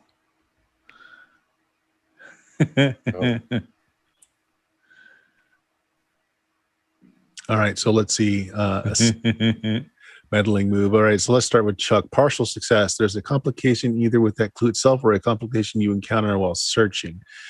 So Chuck, what are you asking or what are you doing? We'll start with your character. What is Franny doing? So we mentioned specifically talking to the maid, but is that what we're all doing in this, or can let's just say you each can do a different thing. So you can ask the maid, or you can do some other kind of poking around. Well, Dan mentioned talking to the maid, so I'll pass on that. I want to check out the body. There's blood. Maybe I'll take off my Jackie Kennedy blazer, kind of use that to keep from directly touching the body. But I want to try and pull him out, check it out, see if I can find any sign of wounds. Okay. So you do that.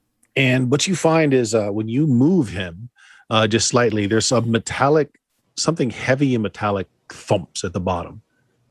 You see that the side of his face, there's something like there's some contusions on it. No blood, though. So you're not sure where the blood's coming from.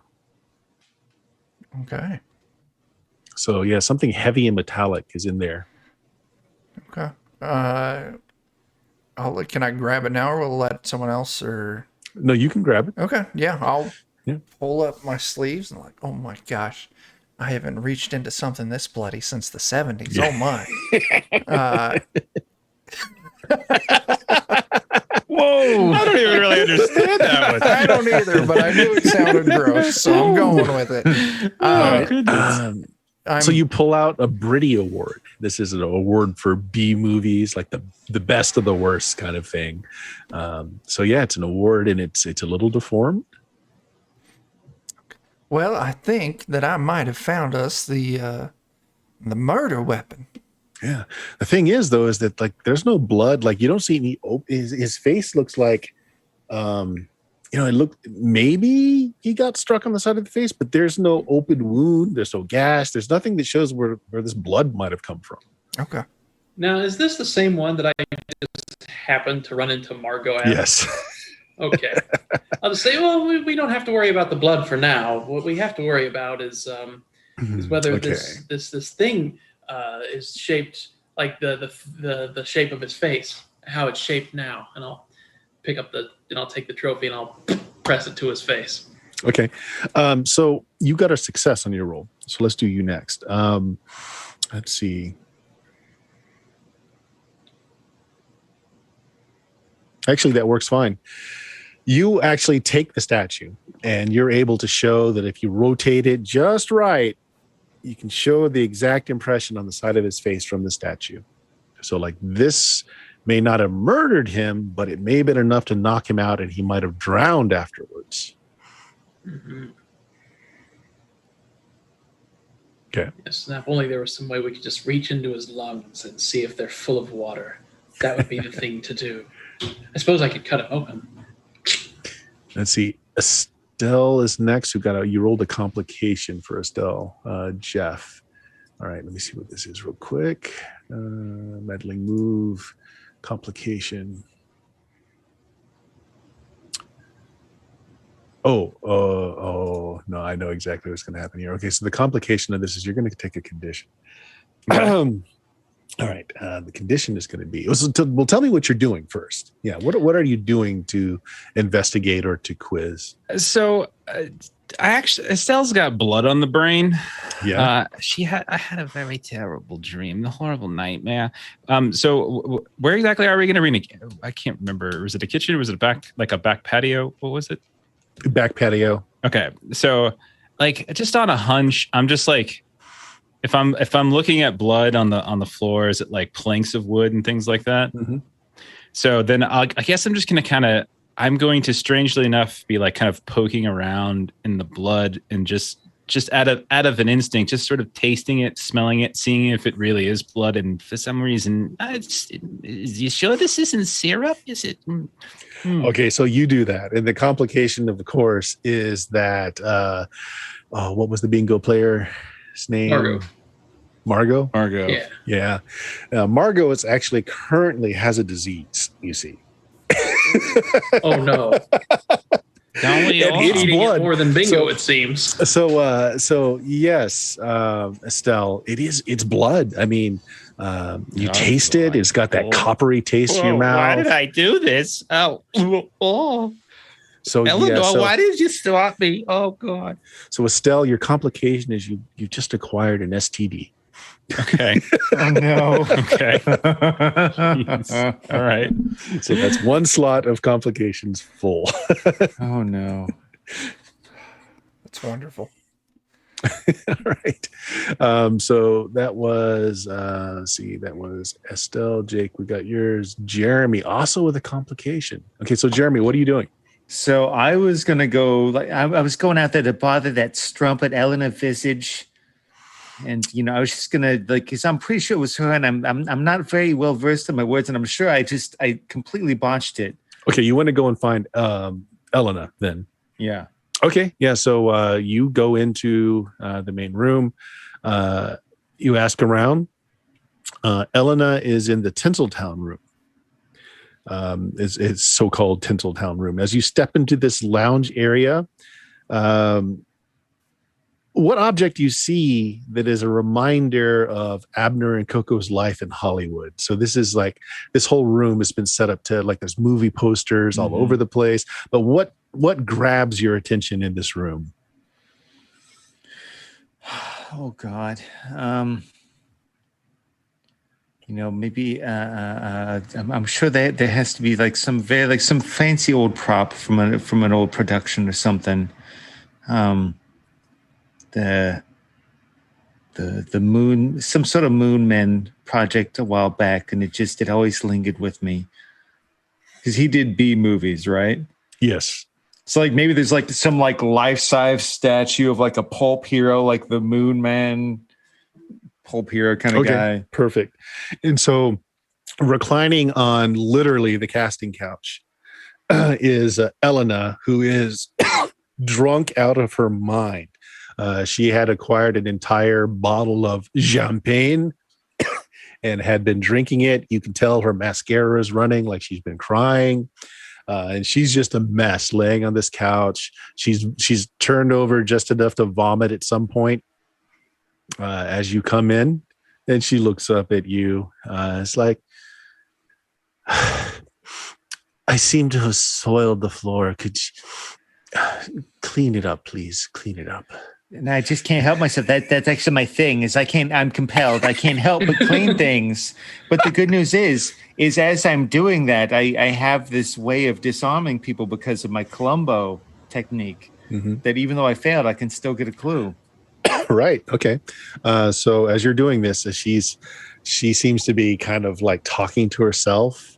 She is gone. Like she is drunk so much. And she's like, Abner, why Abner? I mean, why do you just keep giving me these roles? I mean, I'm still in prime shape. I mean, the puppies have never looked better, yet you keep giving me these roles of like the aunt, the mother. I mean, when's the last time you gave me a good vixen role? I mean, I'm still in my prime. These legs are insured. And she's just going on talking about the crappy roles she's been given recently. But as you're cleaning up, you find in trash can is a couple of candy bars. And you've seen candy all over the place, for people to eat, but also as just kind of decoration because it's Halloween. But, you're cleaning up and you've just got this eye for detail and you're looking at these candy bars and they've got injection holes in some of it. And, that catches your eye and you start looking through and there's a couple of empty syringes in here as well. I've thought about poisoning those little children before. Allegedly. I know what injection marks look like. Allegedly poisoning them or alleged children? I mean, Column A, column B. Yeah. All right. So that's what you find is some empty syringes and some candy that's been tampered with. That's great. All right. As you clean up Elena's vomit. All right. So that was Jeremy's role. And we had Jake's. We got Jeff's. We got Chuck's. Did we get Daniel? They're yours. Oh, complication as well. So what are you doing, Dan? I was actually just going to talk to the maid about who was speaking to Abner most recently, if she happened to notice. Speaking to Abner most recently, look, that floozy Miss Visage went and confronted him in the Tinseltown room. She was drunk, trying to get Abner to give her better roles like that tramp. But, Abner is... Mr. Vidal was bound to go and get himself killed at some point. I'm surprised it took this long, really. Okay. The person I'm most worried about, though, is the poor Ms. Vidal. Someone needs to make sure she's looked after. And she sniffs a little bit, and she reaches over and starts crying on your shoulder.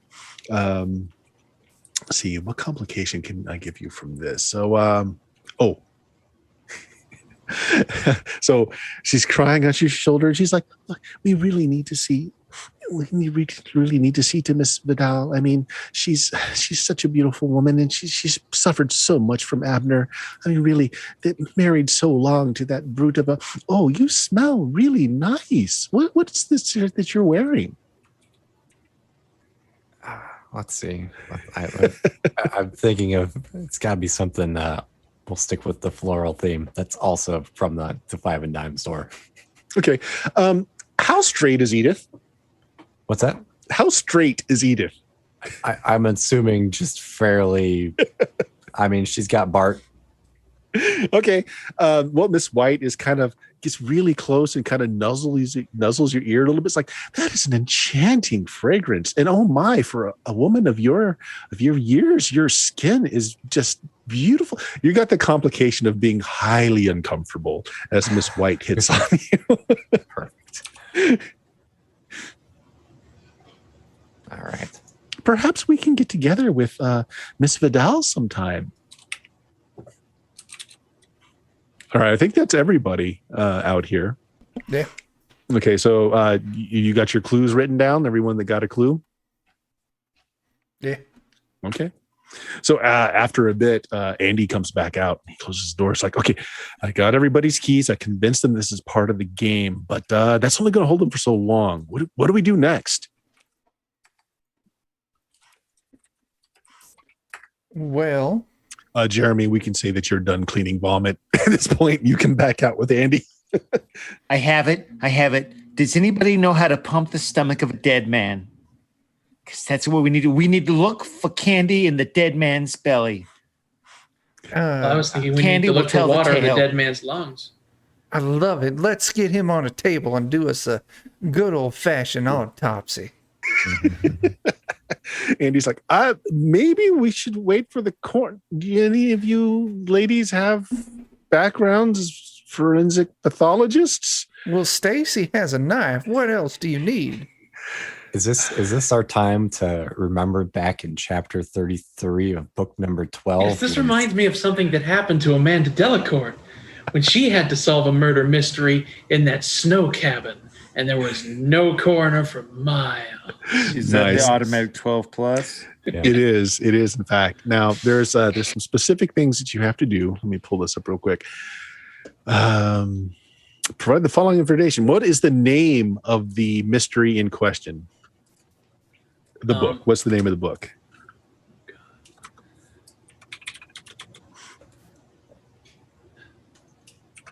It's got to be something about somebody who also drowned, probably. Yeah. But more clever than that. Let's see, there's got to be. Well, and then it was in a Sort of, mountain. That's what you said, right, Jake? Yeah. So it has to be in a ski resort with a hot tub. So, a hot town in the cold town tonight. Hot time in the cold town. Yeah. Cold town tonight. Okay, nice. What was the problem or situation that Amanda, the star of the Golden Crown mystery books, found herself in that is similar to what you're experiencing? Well, there was a man who was discovered dead inside of a hot tub, and it was assumed that he had drowned, or that he had drowned in his sleep. But then there was evidence In the hot from tub too long. yeah, like and not only that he was in there too long, but that the hot tub was simply too hot. And so, in order to verify that, oh gosh, no, that can't be it. He had to have. Everyone can chime in. No, yeah. Feel free to chime in, but I think there was evidence that he was complaining of headaches all the time, and so this idea that maybe he had fallen asleep in the hot tub was like, oh, okay, he just finally got relaxed enough to sleep and drowned in the hot tub. But then some more evidence came along that suggested that the headaches were related to poison. Yeah, and so to like a prove that he long-term like poison thing being fed to him like every night. Okay. So they how did had to do an Amanda? autopsy, and they found out that there was no water in his lungs, and so he couldn't have drowned in the hot tub. Okay, that answers my next question: is how did Amanda resolve the situation? So she did an autopsy. All right, so you get a 12 plus on either a relevant role, or you can simply state a fact about the current situation. And this sounds like a stating of a fact. So, despite Andy's misgivings about you performing an autopsy, right here, you throw him on the you lay him out on the deck, and Stacy provides a switchblade to cut him open. What do you find out? What do you want to state about the crime? Are we finding the partially digested Snicker bars in him? It's up to you. You can say that. You can say that he did in fact drown. What's more interesting to you guys? You can talk amongst yourselves. I kind of like the drowning. Like maybe his lungs are full of water. He did die in the hot tub or in the tub of apples. But the bash on the side of the head may have been what knocked him out into it, and he just suffocated in it. Yeah. Okay. So that is a clue. Write that down. He did in fact drown. There's water in his lungs. You also have the clue that there was the B-movie statue was found, and it correctly matches the contusion on the side of his head.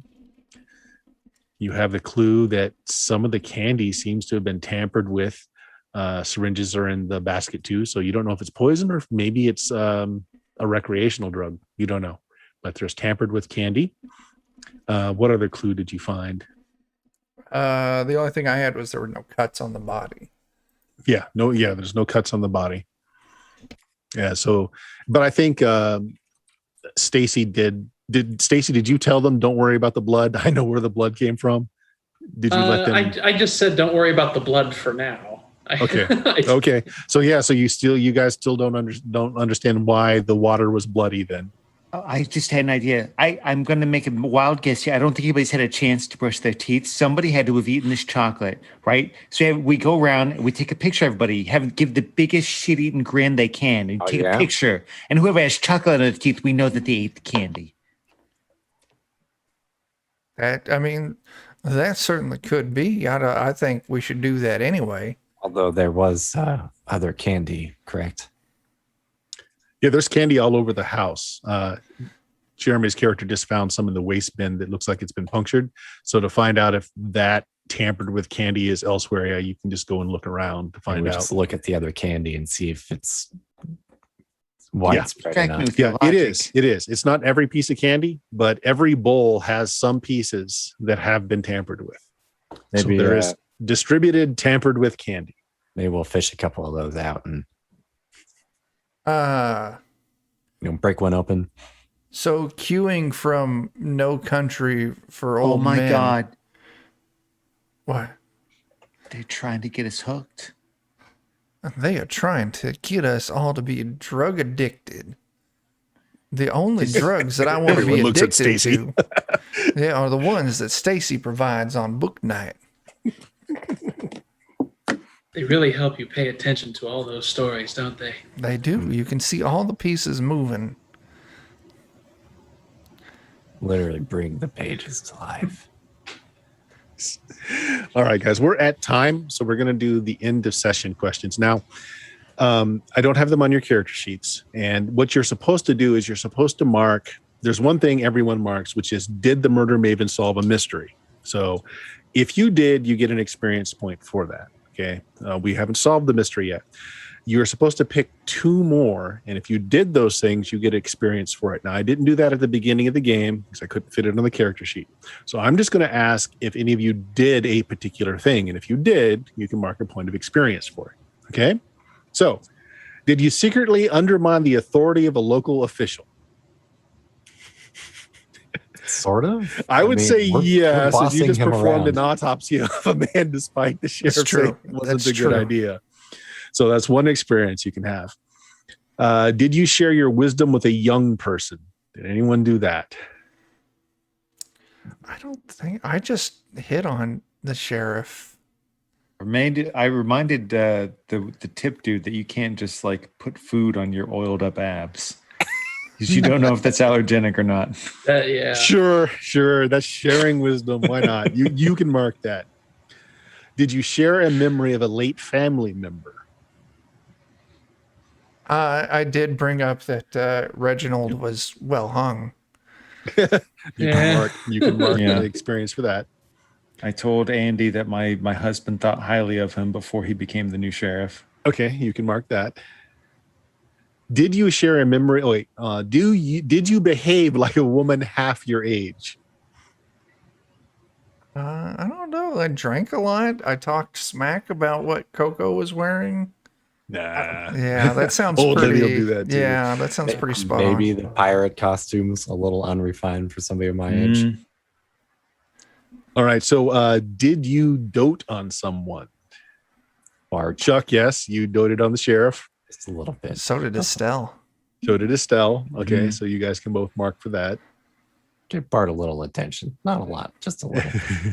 And the last one is, did you show someone that you've still got it? I don't think anyone did, although Dan's character might have if she was less of a prude. True. All right. So on your character sheet, you have an experience thing. Just for each of those things you could say yes to, just mark it off. Once you hit 5, the advancement is listed there on the left-hand side of what you can do. So you can only ever mark 5 advances. So these games are supposed to be pretty like one story arc sort of thing. So you can choose any advancement you want, you mark it off, and then you can't have that again. And then once you've marked off all 5, you can no longer advance. That's as far as your character can go. Okay. I don't think anybody got 5 this time. Nope. No. All right. All right, so keep track of your clues because when you guys feel like you've got enough together to string together a case against someone, the final move, the theorized move, comes into play. Okay. That'll be fun. All right. Well, I guess I hope you guys like that. We got into the Yes. adventure. We got our characters made. We got our town made. So hopefully we will be able to do this out. We'll talk about that at the end of the stream when we want to play again, but. Chuck, go ahead and take us out. Do you have anything you want to plug? What's going on this week for you? You're already on the channel, so good job. What do we got? Today's Wednesday. Friday, we're scheduled for All Fear the Ishtar, our alien campaign. But Liz and Irene are both busy. They're not sure if they're going to make it. So if they can't, I was thinking about maybe doing another Pathfinder 2 one shot. Ooh. Yeah. And then, was it Saturday night, 9 p.m. Central over on twitch.tv/Goodman Games Official. DCC Day, we'll be playing The Sea Queen Escapes. So there you go. Nice. Okay. Dan, you got anything? Just check out our Discord. Like I said before, it's where we tend to do a lot of our scheduling and, some of our announcements and all of our friends and things like that. We chat it up, share some memes, post some fraud pictures. Sounds good. All right, Jeff. Twitch.tv/lollygaggers. Friday, we're doing Delta Green. Saturday, we're doing Worlds Without Number. Monday, we're doing something. Not sure what yet, but that's what we got going on. Sounds good. Jake. Catch me and the other Defenders of Cobalt here. And Jeremy. Watch These Beautiful Bastards and sometimes for comic nonsense, Bloodcast, PLD, WD. Why not? All right, very good. Catch me at twitch.tv/Steam Steel Murder, the podcast at Blue Magic, BLUMAGIK.com. Lots of good stuff going on there. And as far as the next session of this, it will be on Wednesday. We'll keep it here on the Defenders of Cobalt. I think Chuck floated the idea of doing this instead of Dark Trails, but we'll figure it out later on. But Wednesday nights, guys, we will continue at some point with our Brindlewood Bay adventures. I'm excited for more. Yeah. All right. Let me get this shut off screen because I always forget to get that ready. Yeah,